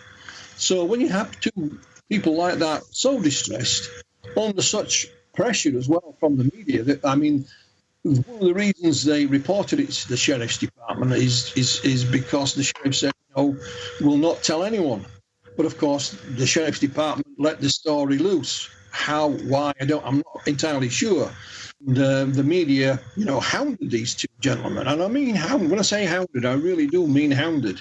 So I think the last thing they needed was being put under regressive hypnosis. So I think, you know, we've learnt lessons from that. I would like to think if something like that happened now in Mississippi or here where I live in West Yorkshire, that they'd be treated in a different manner. So I think there's lessons to be learned there. There really is. I wanted to say something about the case, because this was the first thing. This happened during my early teens, and I really didn't get every detail of the case, but it was in the newspapers, on the television. I mean, it was huge, and I think Charles Hickson may have been the only UFO witness to go on Johnny Carson's Tonight Show. I mean, it was a mainstream. There was mainstream coverage of the events, and they were sort of minor celebrities. I think there were a lot of talk show appearances, and nothing today receives this kind of attention. So it had a huge cultural impact, and everyone's heard of Travis Walton, but this came later, and it was another unique thing about it was you mentioned the police report. This happened immediately after. And you think how fast things happen today with internet coverage. Well, this was so remarkable that it was reported immediately after it happened. The hypnosis, the investigation, the publicity was all immediate. The Hill case took years for that to break, and other people have only recovered memories later after hypnosis. But this was happening almost in real time, and it was phenomenal. And it's even if you don't believe the case, it's just the study of it from a cultural perspective. It's fascinating. And I know that Greg Bishop is one of his favorite cases, and I think it's going to be covered in part in his new book. So there's a lot of interest in it. It's one of the things that it does sort of bridge the contactee era, the modern era, and it sort of also begins the era where there's like the more dark, sinister aspect to UFOs and abductions. We're going to continue with this, and I know that Philip has a response to what Kurt just said, and we'll get to that in the next segment. Kurt Collins is our guest co-host. We have Philip Mantle. I'm Gene Steinberg. You're in the Paracast.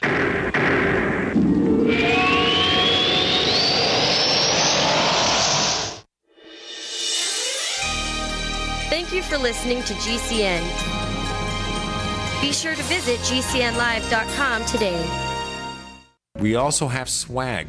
We have all these exclusive Paracast things that you can buy. We've got 60 or so different items, and entails t-shirts, sleeves for notebook computers, iPad cases, mouse pads, the Paracast Jumbo tote bag, all sorts of t-shirts and jackets and stuff like that for men and women. We have a Paracast aluminum water bottle. All this stuff, you go to store.theparacast.com, store.theparacast.com. What makes it special is that the items are the best quality, great t-shirts, fabrics, and they have our official logo on them. That's what makes them special, in multiple sizes and colors. We even have stuff for children. Stuff for women, stuff for men. We have all sorts of sizes, like small up to X large. A lot of good stuff. That's the swag from the Paracast. You go to store.theparacast.com, stop by, and take a shopping tour. This just in. Before your doctor gives you another antibiotic prescription that you don't want, get this free report, The Miracle of Garlic, your first home medicine. This free report is filled with easy kitchen remedies for common colds, flus, sore throats, ear infections, and more. Plus, learn to boost your immunity before you get sick. Go now to GCNwellness.com. Just like it sounds, GCNwellness.com to get your free report, The Miracle of Garlic. Click GCNwellness.com. Fully cooked, ready-to-eat bacon. I'm talking thick, meaty, center-cut presidential bacon. Savory and delicious. I buy some, I use some, I store some. Awesome. No refrigeration needed with a 10-year shelf life. NASA-packed technology. Bacon. Fully cooked, fully hydrated, ready to eat right from the packed bacon or warm and served. Life-saving, ready-to-eat bacon. 10-year shelf life bacon. Ships free at fullycookedbacon.com. Fullycookedbacon.com.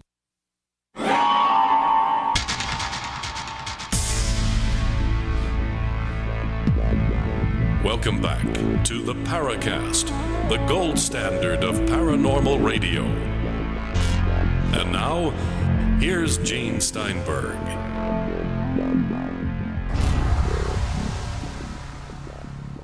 Chris O'Brien is off on a special assignment. Kurt Collins is our guest co-host. We got him here at the last minute. Philip Mantle talking about the Pascagoula, Mississippi case in light of the republication of a book about it. A reminder also that we have a second radio show after the Paracast, which extends this show, has other interviews, other information that will be fascinating to you. As Philip mentioned, right now, Greg Bishop is working on a book about contactees with Adam Gorightly. That'll be out soon. We'll have an episode featuring one or both of them. In the meantime, last week's After the Paracast had Greg on it. So isn't that fascinating? But you can only get After the Paracast if you subscribe to the Paracast Plus. Go to plus.theparacast.com for more information on how to sign up. Plus.theparacast.com. You also get a version of this show free of the network ads. Philip Mantle, continue. When the incident was finished, they didn't want to tell anybody, but it suddenly dawned on these gentlemen. They thought, well, this might happen to someone else, or it could be an invasion. So they stopped at a public telephone, payphone, and they phoned Keesler Air Force Base. And it sounded like the lady who answered had just been, woken up. And she said, oh, the Air Force doesn't deal with anything like that anymore. Ring the sheriff's department. So they took off and were going to go home again. And they were actually nearer to home. Then they decided, no, we should ring the sheriff's department. They discussed it between them in the car as they were going. So they rang the sheriff's department and ended up there and said everything. And Dr. Hynek, Alan Hynek and Dr. Harder were down there within 48 hours interviewing the men in question. And Hynek had a chance to listen to the secret the sheriff's tape, which Parker and Hickson were not aware of at the time and didn't hear it for quite a long time. He made a statement, did Dr. Hynek, saying, that he found these gentlemen to be authentic and he believed them. They had an encounter, whatever it was. I don't have his exact quote with me, but that exact quote from Dr. Hynek will be probably on the back cover of the book. I know it's featured in it. But it was an example, as Kurt said. I mean, the two gentlemen looked at the incident differently. Charles Hickson had been a veteran of the Korean War, and Calvin was only 19 at the time, so there was quite an age difference as well. And Charlie Hickson thought it was important to tell people about this incident, and I've met others here in the UK who felt exactly the same. They felt that, people must know about it. So whenever he could, he took the opportunity to talk about it, and that was at UFO symposiums, TV. I think this first TV show might have been the Dick Cavett Show, whatever that is, but Calvin Parker was quite the opposite. He didn't want to talk about it. And in fact, he'd been living at Charlie's house and he went back home. He lived, over 100 miles away. And just a few weeks after the event, had a breakdown and ended up in hospital. So he had the opposite. He did not want to talk about it to anyone. And one of the things that William Mendes says in writing the book, there were times when they had no idea where Calvin was.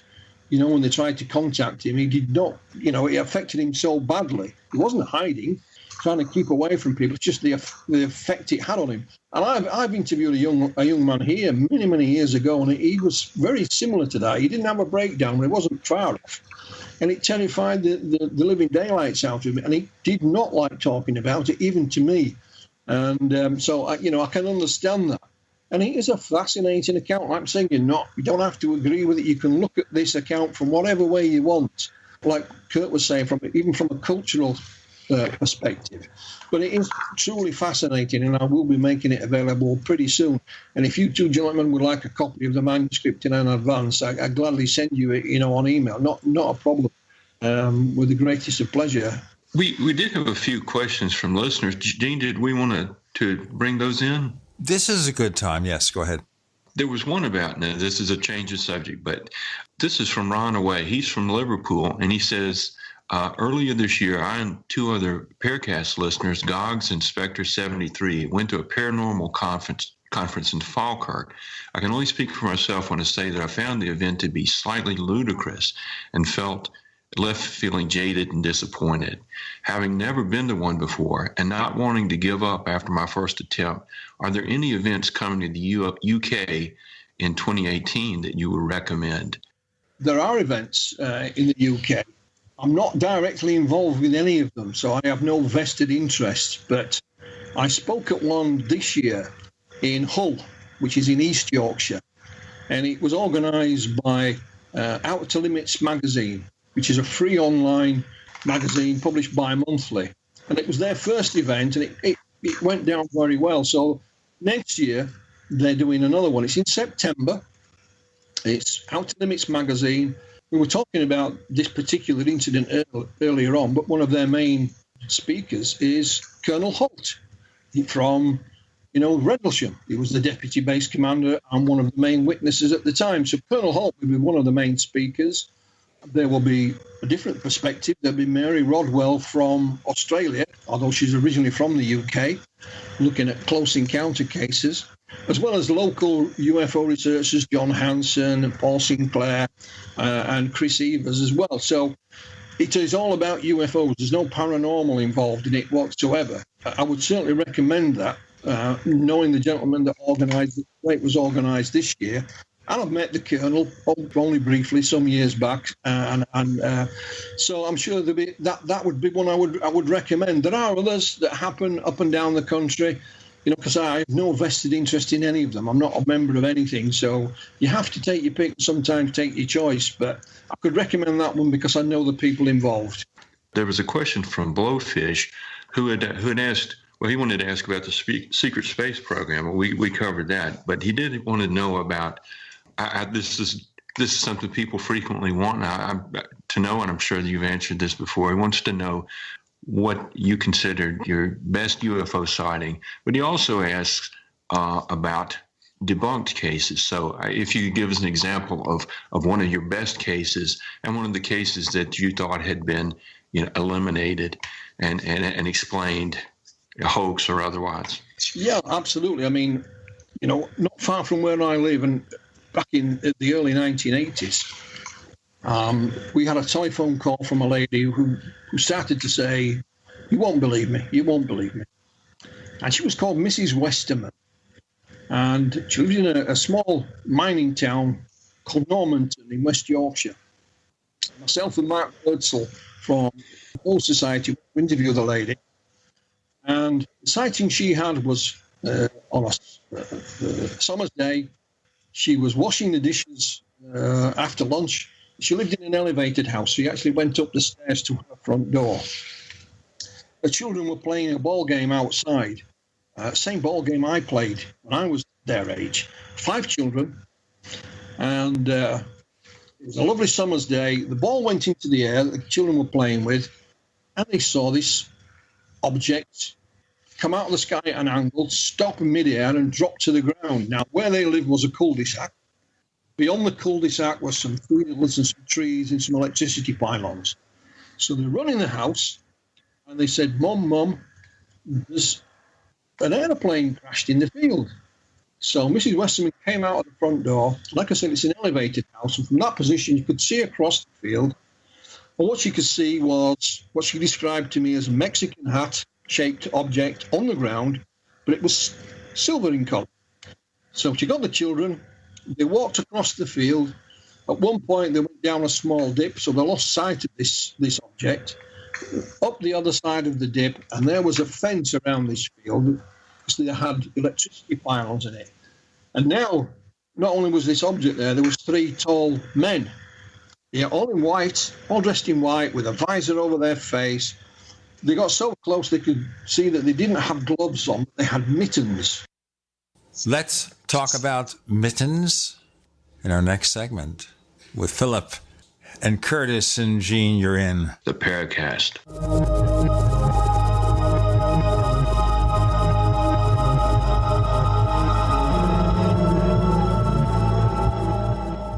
Attack of the Rockoids has been well received by critics and readers alike. It's a thrill-a-minute story you'll never forget. A former U.S. military intelligence officer is haunted by intense dreams about a beautiful woman pleading for his help after a terrible battle in outer space. But the dreams turn out to be true and thrust him into a telepathic love affair with a woman whose faraway planet is intent on destroying the Earth. And now the gripping tale continues in The Coming of the Protectors. It's the second book of the Rockoids trilogy, a galaxy-spanning adventure that pits our hapless heroes against powerful, fanatical enemies that threaten the lives of freedom-loving beings everywhere. Attack of the Rockoids and The Coming of the Protectors. Classic science fiction at its best, available now. For more details, visit rockoids.com. That's ROCKOIDS.com. Investing is a long-term process. How many times can you think of in the last decade that the stock market has destroyed retirement funds for people just like you and me? For your existing IRA, you need the security that gold has provided for centuries. Remember, gold has never been worth zero. Capital Gold would like to introduce you to the Home Storage Gold IRA.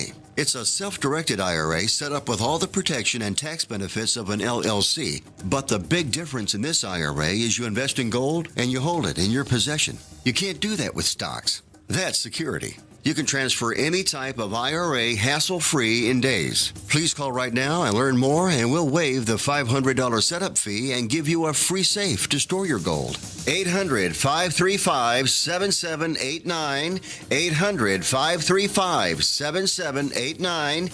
800-535-7789. That's 800-535-7789.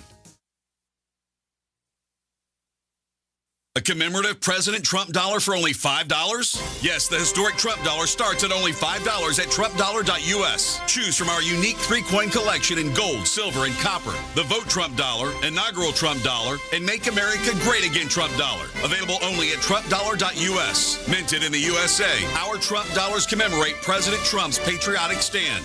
Order your Trump dollar collection today in time for Christmas delivery at TrumpDollar.us. That's TrumpDollar.us. When you have sleep apnea, traveling can be a real drag because you have to drag your big, bulky home CPAP device with you everywhere you go. But not anymore. Now you can travel easily and sleep comfortably anywhere thanks to Transcend, the world's very first mini CPAP. And right now, you can try Transcend absolutely risk-free for 10 restful nights. So call now, 1-800-962-5369. Our smallest and most advanced portable design ever, Transcend is as small as a soda can and weighs less than a pound. You can even add a battery that's as tiny as a deck of cards. Transcend is so incredibly small and light, you can easily fit it in your briefcase or purse to use anywhere you go. It's FAA compliant too, so you can even sleep comfortably while flying. Now you can enjoy the freedom to sleep comfortably anywhere. But don't delay. To receive your 10-night in-home trial, call minicpap.com now. 1-800-962-5369. Again, that's 1-800-962-5369. If you or someone you care about loves outdoor adventure, then check out slingbow.com for some unique holiday gift ideas. That's slingbow.com, where we have some innovative new products for the archer, hunter, or bow fishing enthusiast in your family. Now through January, use the promo code HOLIDAY to get free shipping in the U.S. or Canada. And from all of us at Slingbow Industries, have a safe, joyous, and peaceful holiday season. We'd like to hear from you. If you have a comment or question about the Paracast, send it to news@theparacast.com. That's news@theparacast.com. And don't forget to visit our famous Paracast community forums at forum.theparacast.com. Okay, to a point here, Philip Mantle, they're wearing mittens, not gloves. Not gloves, they were very close. And the children wanted to climb the fence and get into the field, but the mum held them back. And at this point, these men walked to the rear of this thing and took off whence it had came. And now we interviewed this lady and all the children. We even interviewed one of the children's friends. Now, he hadn't been a witness to the event. He'd been playing with the children, and he'd gone home to his own house for lunch and then come back. And he was a bit miffed that he hadn't witnessed it, but he told us, about all the excitement. Now, this was a mining community. There was coal mines, a big coal mining industry in the area, or it was at the time. And whilst this is not scientific, I grew up in a very similar environment. My father worked down the coal mine all his life. And these were the type of people I've grown up with. So we came to the conclusion that, this story was either real or they were lying. And I couldn't find any reason why they were lying at all. But what did perplex Mrs. Westerman was the fact that this was a lovely summer's day. Lots of people were about. There is a main motorway, what you probably call a highway, right next to them. Yet nobody else came forward. Nobody. She expected it to be in the newspaper the next day or on TV or whatever. Not a thing. And down the years, we've run the story a couple of times in the local press, and we've had no more feedback. So it was one that's always stuck with me. You can call it your best or whatever, and it's one that's always stuck in my head. The other part of the question is there an incident you've been involved with that's been explained, found to be fake? Well, I was involved, rightly or wrongly, with the alien autopsy film. And of course, after many years, it took me many years of extensive research, working with colleagues at times in different parts of the world, but eventually I got to the bottom of it all. It was one big hoax made for money. I know the man that led the team that faked it, and most of the ins and outs of how it was made. And of course, in 1995, it itself was a huge phenomenon around the world. It was on Fox TV in the United States, on Channel 4 here, newspapers, magazines, you name it. I got quite a lot of stick for being involved in it from all quarters, because rightly or wrongly, what I did, I tended to support the gentleman who released it, which was Ray Santilli. But that was something I did on purpose, because behind the scenes I was trying to figure out what was going on. I was working with colleagues on it in different parts of the world. So there was two sort of sides to my research. There was the public one, and there was the one that I kept secret from Ray Santilli. I've even heard from him this year. It never stops, but it is a hoax. There are people who still believe it's authentic, but it's not. It is one big hoax. It was a sensation at the time. They have the one that I think is one of my top 10, and there is something else that turned out to be a huge money-making hoax. And I hope that answers the gentleman's question. I believe you have a book on that, but is there and isn't there's a site, I forgot now, the Model Maker, doesn't he have a film or a site out for if somebody wants more information on that hoax? Well, yeah, I have a book. I wrote a book about it. It's called Roswell Alien Autopsy. It's available online. The gentleman who led the team that faked it is called Spiros Malaris. Spiros is a character in his own right. He first trained as a young man to be a motor mechanic. He then went on to be a magician, which he still is. He's a working magician. He also is a filmmaker, businessman. So he's got many different talents to him. It's a long story of how he became involved with Ray Santilli, and he made the film, And so he's the guy that made it. It just so happened his friend was a sculptor of some repute. His friend, sculpted the dummies, and made the dummies, and it was all planned. Spiros's girlfriend at the time, she studied the medical side of things, so they got that right. All the props were hired from different places and sent to different addresses, so nobody could, cross-check. So it was planned very well, and I've seen all of Spiros's information on this. He kept a diary at the time. I've seen all his research files.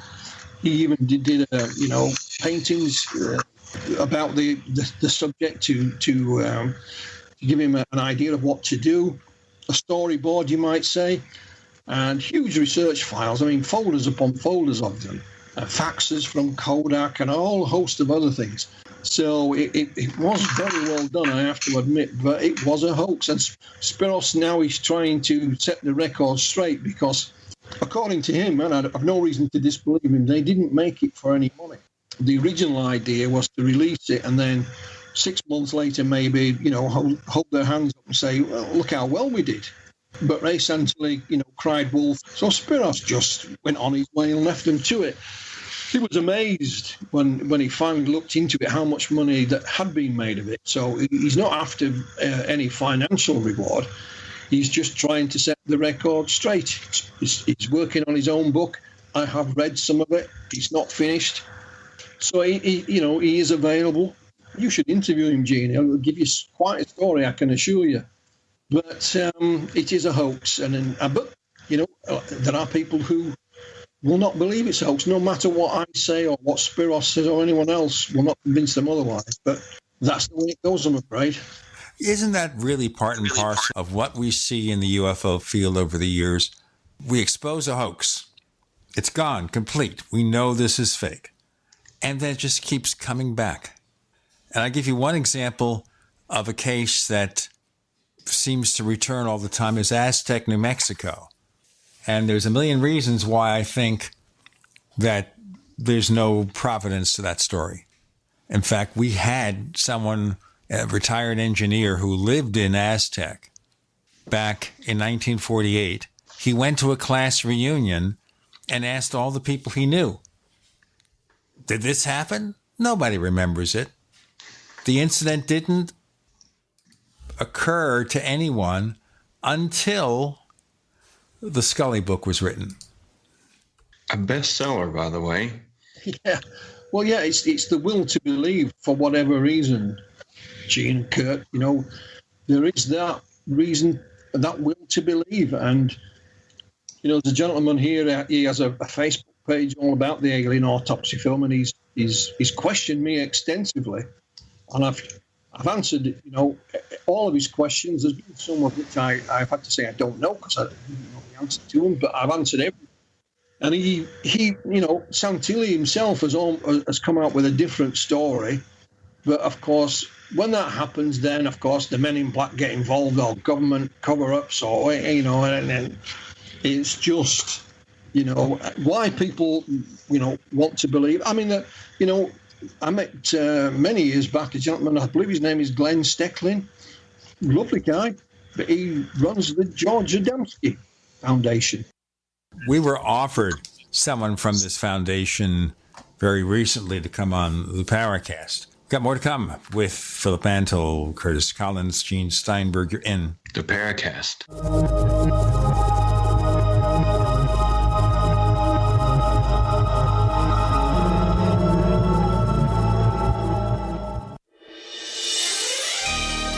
Thank you for listening to GCN. Be sure to visit GCNlive.com today. Water is the single most important thing your body needs, so you want to be sure it's the best for you and your family. Since 2005, thousands have depended on Berkey purified water. The Berkey Guy provides the lowest priced filtration systems in every size. For incredibly delicious water now and in an emergency, get to GoBerkey.com or call 877-886-3653. 877-886-3653. GoBerkey.com. Fully cooked, ready to eat bacon. I'm talking thick, meaty, center cut presidential bacon. Savory and delicious. I buy some, I use some, I store some. Awesome. No refrigeration needed with a 10-year shelf life. NASA pack technology. Bacon. Fully cooked, fully hydrated, ready to eat right from the packed bacon or warm and served. Life-saving, ready to eat bacon. 10-year shelf life bacon. Ships free at fullycookedbacon.com. Fullycookedbacon.com. How did you become addicted? A friend? Were you at a party and someone said, hey, try this? Then you got the cold sweats and started shaking. And the more you did it, the more it didn't work. So you switched to the needle. Now you're a train wreck. Drinking, drugging, broke. Your family hates you. And you hate you. Get out of your hell on earth now. Call the Detox and Treatment Helpline today for immediate help. In many cases, your insurance may cover the costs. We can't guarantee it, but we can guarantee we have what you need to change your life for the better.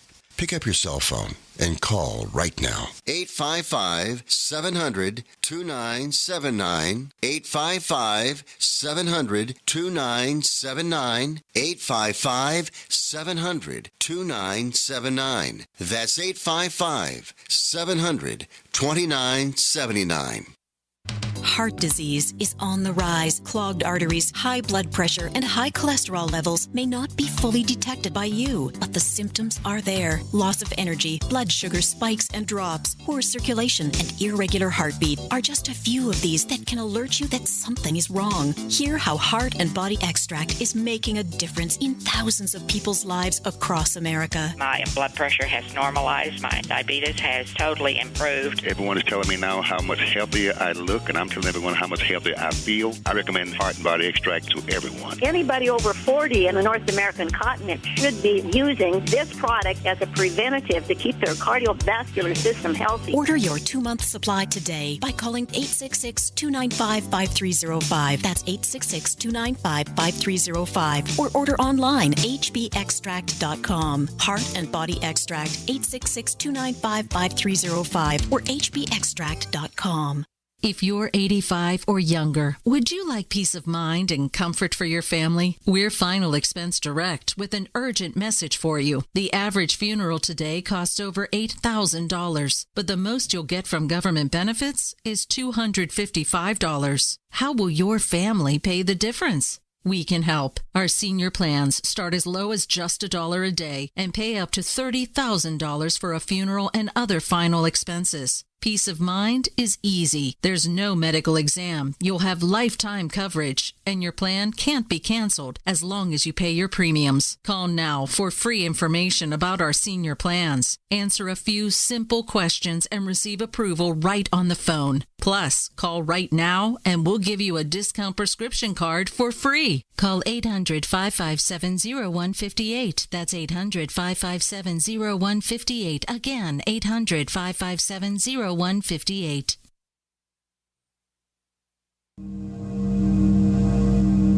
This is Leslie Kane, and I'm with the Coalition for Freedom of Information, and you are listening to the Paracast. Old UFO tales never die. Now, I would have thought that the George Adamski case died years ago. As we know, our old friend, the late Jim Moseley, actually published a George Adamski expose edition back in 1957. We've got the text of it linked online at the jimmoseley.com website. Thanks to Kurt Collins, by the way, for putting up all that material. And Jim did a really credible job with the writers he was working with no budget whatever, really pulling apart the Adamski story. Even the people who supposedly were witnesses didn't really witness anything. But the case never dies. We had Timothy Good on the show a couple of 3 years ago, and he seemed to believe in Adamski now. Then we have this foundation or something where they offered me someone, a representative, and I had some back and forth with the person who wrote me. And none of the facts that exposed Adamski were even on their radar. They never heard of it. They heard one version of the case, being Adamski's version, and all the exposés of the photographs and everything else, they knew nothing about it. And we're talking about something that happened decades ago. The issue should have been over and done with, and that's what happens in this field. I was a firm believer in it. And there's a gentleman, I think it's called Gerard Artson, I met a few years back. He's from continental Europe, wrote a book about Adamski. Like I said, I met Glenn Stecklin many years back at a conference in Dusseldorf in Germany. And he runs I believe he still runs the George Adamski Foundation. So, the will to believe is there, Gene, and there's no matter what you say to these people who believe in these incidents will change their mind. It's as simple as that, and it's something we have to be aware of. And again, move on. Why are you going to waste your time trying to convince somebody when no matter what you say, we'll do that? So side with the gentleman here in the UK who firmly believes in the alien autopsy film. He's not alone. There's a small band of them, but they won't listen. So if they won't listen, then I'm sorry, gentlemen, but again, I've got better things to do with my time, and I'll move on. All the evidence that I've accumulated was published in my book. It's there if you want to buy it. I'll even make it free to anyone that contacts me. I'll send them a copy on email. It's as simple as that. I'm not paid by the government or been accused of that in the past. I'm some kind of government informant. I wish I was. I'm at that age now. I should be drawing my pension. Where's my government pension? It's not in my bank account, which is ironic because when the Alien Autopsy film came out, I was even accused of being Ray Santilli's accomplice and being on his payroll. Well, again, if I was on his payroll, I don't know which bank account he paid me into, but it wasn't mine. It's just nonsense. It really is. But move on. Leave him to it, Gene. That should be a badge of honor that you're a government agent because it means you have another source of income. Hey, that's good. Maybe they're paying me enough money. Another $100,000 a year on the side. That'd be nice. It would be great. I wish, but I saw one gentleman, quite openly say it on a video he'd made that I was a government insider. Inside of what? I've just retired. I worked for the bank. It's nothing to do with the government. Before that, I worked in industry. So it's a bizarre part of the whole subject matter. And I would say the paranormal, not just UFOs, anything, it's a fact of life. We have to live with it. Simple as that. I came across a passage in a Jacques Vallée book, and he was referring to someone, he didn't quote it, but he said that a skeptic had noted that once a person accepts an unusual belief, that even if it's disproven, that their belief does not go back to the baseline before. So, for example, in George Adamski, they might grudgingly accept that he was a hoaxer, but they believed the basic story that he said, or at least the possibility of an ambassador from Venus. So that's it seems to change them fundamentally, and especially if you grow up with those beliefs, it's really hard for someone to reset and say, well, no, this isn't true. I mean, it's almost like a religious upbringing. So I'm sure you've met people like that. Oh, absolutely. Like I said, I'm from believing a whole range of things that no matter what you say, no matter what proof you might offer. For example, the MJ12 documents, I think they've been conclusively shown to be fake. But there are those that, will admit, oh, yeah, okay, they may be fake. However, I believe they were based on real documents, so they used that trick. It's the same with the Alien Autopsy film. Well, yeah, it may be a fake, but I believe that Ray Santilli really did see some real film and had it remade. How can you win in an argument like that? If they want to believe such things, fair enough, leave them to it. It's a fact of the subject, I'm afraid, and we have to live with it. There's a question that from Angelo, and he asks, when someone presents a possible UFO case, what do you look for in terms of making sure it isn't a waste of time? How can you tell if the person is not a kook or just lacks critical thinking to determine if something is truly anomalous? And I want to expand beyond that to ask you that how do people interested in the topic keep from investing in the wrong authors in cases like MJ12 or other things that have polluted it? So if you could just kind of provide some guidance there. It's not easy. A lot of it's down to experience. I mean, I consider myself fortunate when I began my involvement in this subject.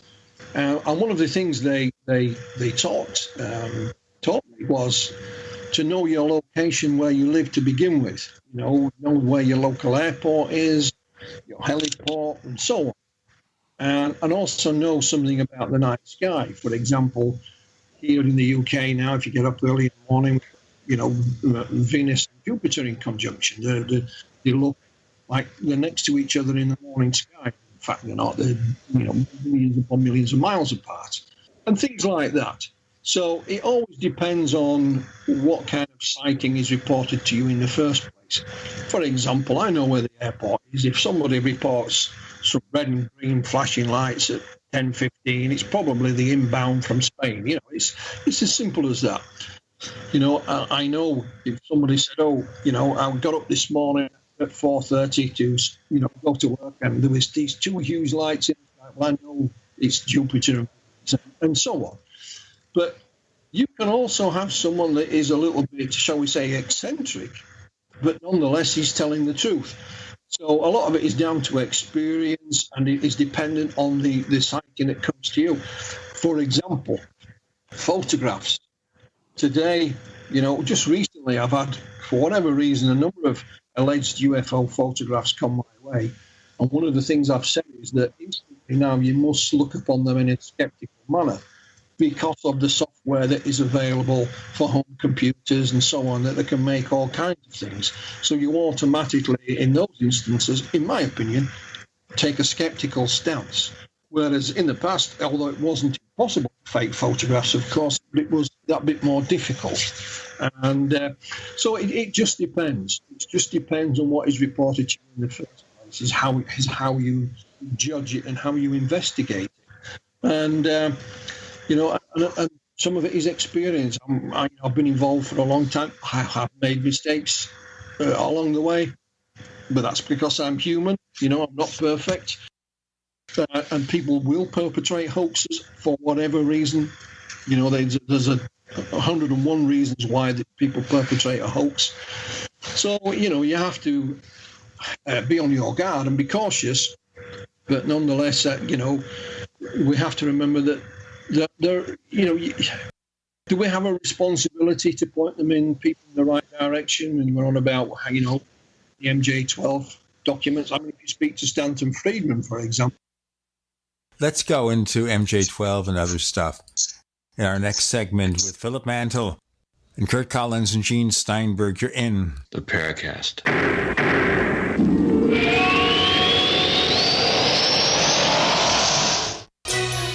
Thank you for listening to GCN. Visit GCNlive.com today. As you know, neighbors, web hosting can be pretty cheap, but not all hosting is the same. DreamHost wins Best of Awards year after year. You get unlimited disk space, unlimited bandwidth, and even the low-cost plans put your sites on high-performance SSDs.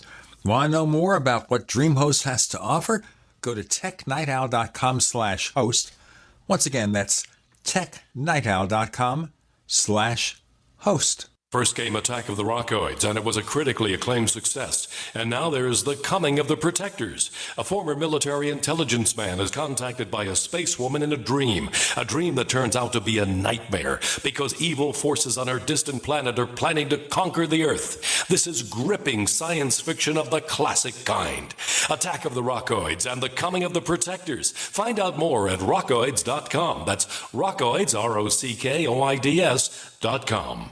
It's a no-brainer. A Big Berkey water filter is the one you need, period. You need a water filter that removes chlorine, fluoride, pharmaceuticals, BPA, and other endocrine disruptors, pesticides, bacteria, viruses, and much more, right? And does it all at only 2 cents per gallon. Get the original and most trusted name in gravity water filtration, Big Berkey. And now GCN listeners receive 5% off ceramic filter systems using code GCN. Call or click 1-877-99-BERKEY or BigBerkeyWaterFilters.com. That's 1-877-99-BERKEY. We all have heard about the benefits of fish oils, but what about the presence of heavy metals, PCBs, dioxins, furans, and other contaminants found in fatty tissues of fish? GCNteam.com recognizes this risk and offers IFOS certified tested omega-3 fatty acids. EPA, DHA, insist on IFOS omega-3 fatty acid certification. Get the best at GCNteam.com or call 877-878-4203.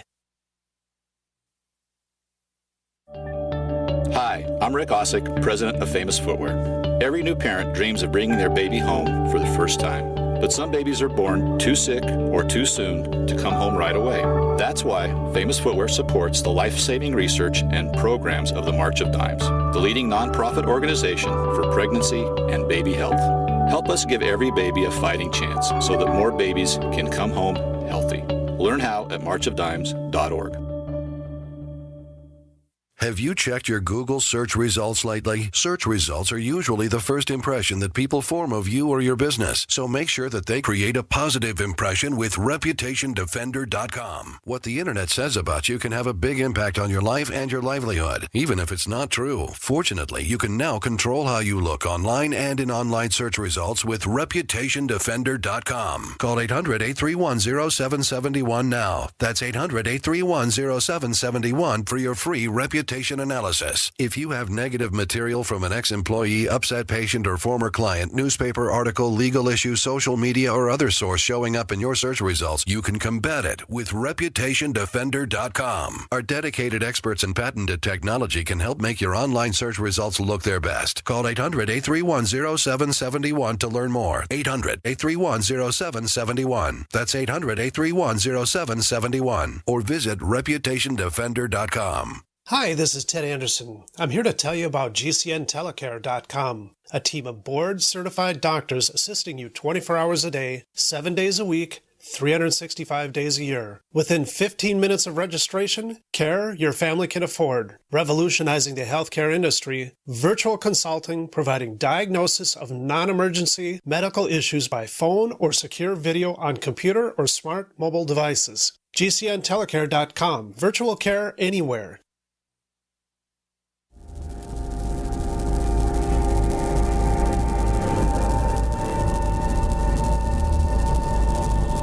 This is Robert Hastings, author of UFOs and Nukes, and you're listening to the Paracast, the gold standard of paranormal radio.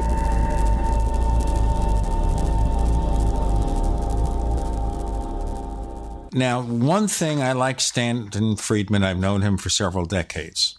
I think to the end of his days, he will never recant on MJ-12 unless the person who wrote MJ-12 says, hey there, I did it.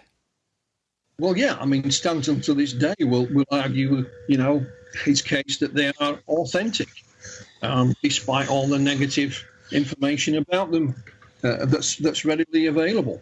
Similar with Roswell, and just recently, I think it was this year, I read a quote in a newspaper from Stanton saying that he believed that aliens had interfered with our space flights, and that it's one of the reasons why half of the missions to Mars have been a failure.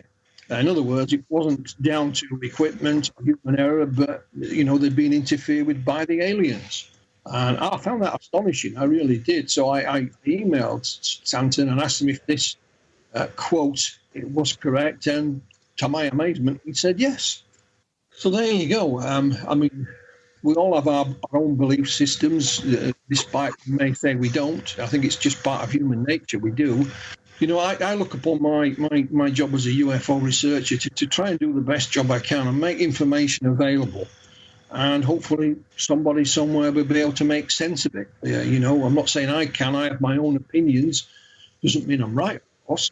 And I have my own conclusion. They have changed down the years, and I'm sure they'll change again before I shuffle off this morsel coil. But we shall see. We shall see. But you're right. No matter what, people like Stan, whom I know and respect, will argue their cause no matter what. Simple as that. Well, I know I've been following this thing for a long time, and I, over the years, have come to disbelieve a lot of things in the UFO field that I might have accepted early on. Because in the early days, I read the stuff from Major Donald Kehoe. UFOs are spaceships. Maybe they're from Mars, because they were talking about Mars then. They still were talking about the canals on Mars. I think they were steeped in the fiction writings of Edgar Rice Burroughs and John Carter of Mars. And they were talking about this stuff. And even after we realized that there's no evidence of life on Mars except on the Supergirl TV show with the Martian Manhunter character, there's no evidence of life on Mars. Oh, by the way, they have them beneath the surface of the planet. We still had the theories voiced by the people from the 50s like Major Kehoe. Nothing has changed in the field. We still talk about disclosure. Do you think the governments have anything whatever to disclose, or would they be put in a position where they have no idea what's going on. Well, no, I don't. I mean, disclosure, it kind of makes me chuckle. I'm maybe fortunate because I've been involved for so long, but when you have been involved as long as I have, you realise that, in inverted commas, the disclosure goes round in circles. I mean, it pops up every 5 or 10 years. Not that long ago, it was Operation Right to Know. It was the same thing. It was disclosure with a different name, and it never comes. We know, governments keep secrets. It is their duty to keep secrets. It's the way governments, work. But just because something is kept secret doesn't mean anything. I had a friend who worked in a textile mill, and they used to make cloth. And he told me, he said, I've signed the Official Secrets Act. What for? You make cloth. He said, yeah, some of the cloth we make is actually used in military uniforms. So we have to sign the Official Secrets Act. So just because it's a secret doesn't mean there's anything sinister behind it. I mean, our Official Secrets Act was brought in for the First World War, 100 years ago. So it's well out of date. But it is the duty of governments to keep secrets, but it doesn't necessarily mean there's anything sinister. It's been my conclusion that they know less, or maybe just as much as we do, but certainly not necessarily any more. And when our MOD files are being released, there is some interesting items in it, but it's clear that the MOD were as baffled as the rest of us, because we don't actually investigate UFOs. We investigate UFO sighting. There is a difference. I can't give you a UFO, gentlemen, to investigate. And there's nothing I can show you to put under the microscope, but I can give you UFO sightings. So the two are entirely different. And it's the same with certainly our government. When you look through their files, they are not, on the occasion when they have taken an interest in certain events, they've got nothing that they can study any differently than you or I can. They may have more resources and have more money, but at the end of the day, they do pretty much the same as you or I would. They would speak to the witnesses and so on, and see if there's any rational explanation. And that's the same in the Blue Book files. So I don't think they know any more than us. I really don't. No matter what part of government they may be, at the end of the day, they're all the same as you and I. They're all human. So they can't do anything much different than we can, really, no matter what they've got. Unless you are of the opinion that they've got fresh saucers and aliens and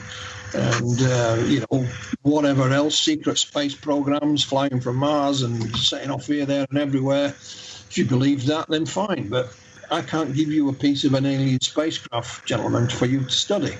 It's not there. We're about to run out of time, so let me just say this quickly. I have voiced the theory here that what we see in terms of UFOs, even if it represents an alien technology, is not what they really are like.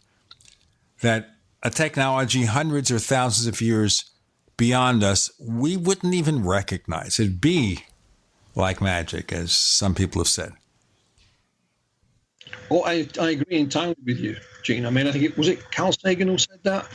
I mean, one of the books I published, UFOs over Romania, Dan said, for example, if you put a TV in an ants colony, the ants would be aware of it and they could crawl all over it and know there's something there, but they never in a zillion years will be able to make any sense out of it. And we could be that version of the ants colony. So it was an interesting way of looking at it. So I would agree with you, yes. Well, there you go. It would be something just so beyond our understandings. So like in the movie Contact, the aliens appear to us, or whatever the force is behind UFOs, in a way that we can understand, or we are interpreting what we see in a way we understand. It's something that's earthbound or from somewhere else, still remains to be seen. But like Whitley Strieber said to me many years ago, we're learning to ask better questions, Philip. And I think it was exactly right. Well, maybe the problem we have with the UFO field is we're asking the wrong questions. Philip Mantle, for those who want to find out more about what you do, where can they check you out? You can find my blog, just search Flying Express. I'm on there. I'm on Facebook. I'm on there regularly. You'll easily find me, and it's been a great pleasure speaking to you, gentlemen. Okay. You can find us on Twitter. Look for the Paracast. You can also find Chris O'Brien's site, OurStrangePlanet.com. We have a pair of Paracast fan clubs on Facebook. They're not owned by Russia. Therefore, we're just there. We also have After the Paracast, our second radio show that accompanies this one, where you never know what's going to happen next. You can definitely download the show and get a copy of this show free of the network ads. If you join the Paracast Plus, go to plus.theparacast.com. That's plus.theparacast.com. Prices start at just $1.49 a week. And we offer lifetime subs with free books and all sorts of goodies. Kurt Collins, if our listeners want to know more about your work, where can they check you out? BlueBlurryLines.com. BlueBlurryLines.com. That's a tongue twister, sir. It is. I wrote it, and when I tried to say it, I realized I might have made a mistake, but we're stuck with it now. So check out my articles there. Oh, and then also you mentioned the Jim Mosley site. So, I'm hoping to update some things there too. JimMosley.com. It's been fun. Philip Mantle, thanks for joining us on the Paracast this week. My pleasure, gentlemen.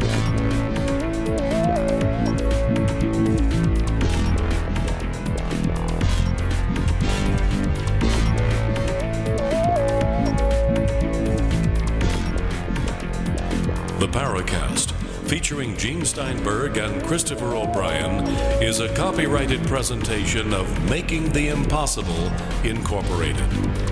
Tune in next week for a new adventure in The Paracast.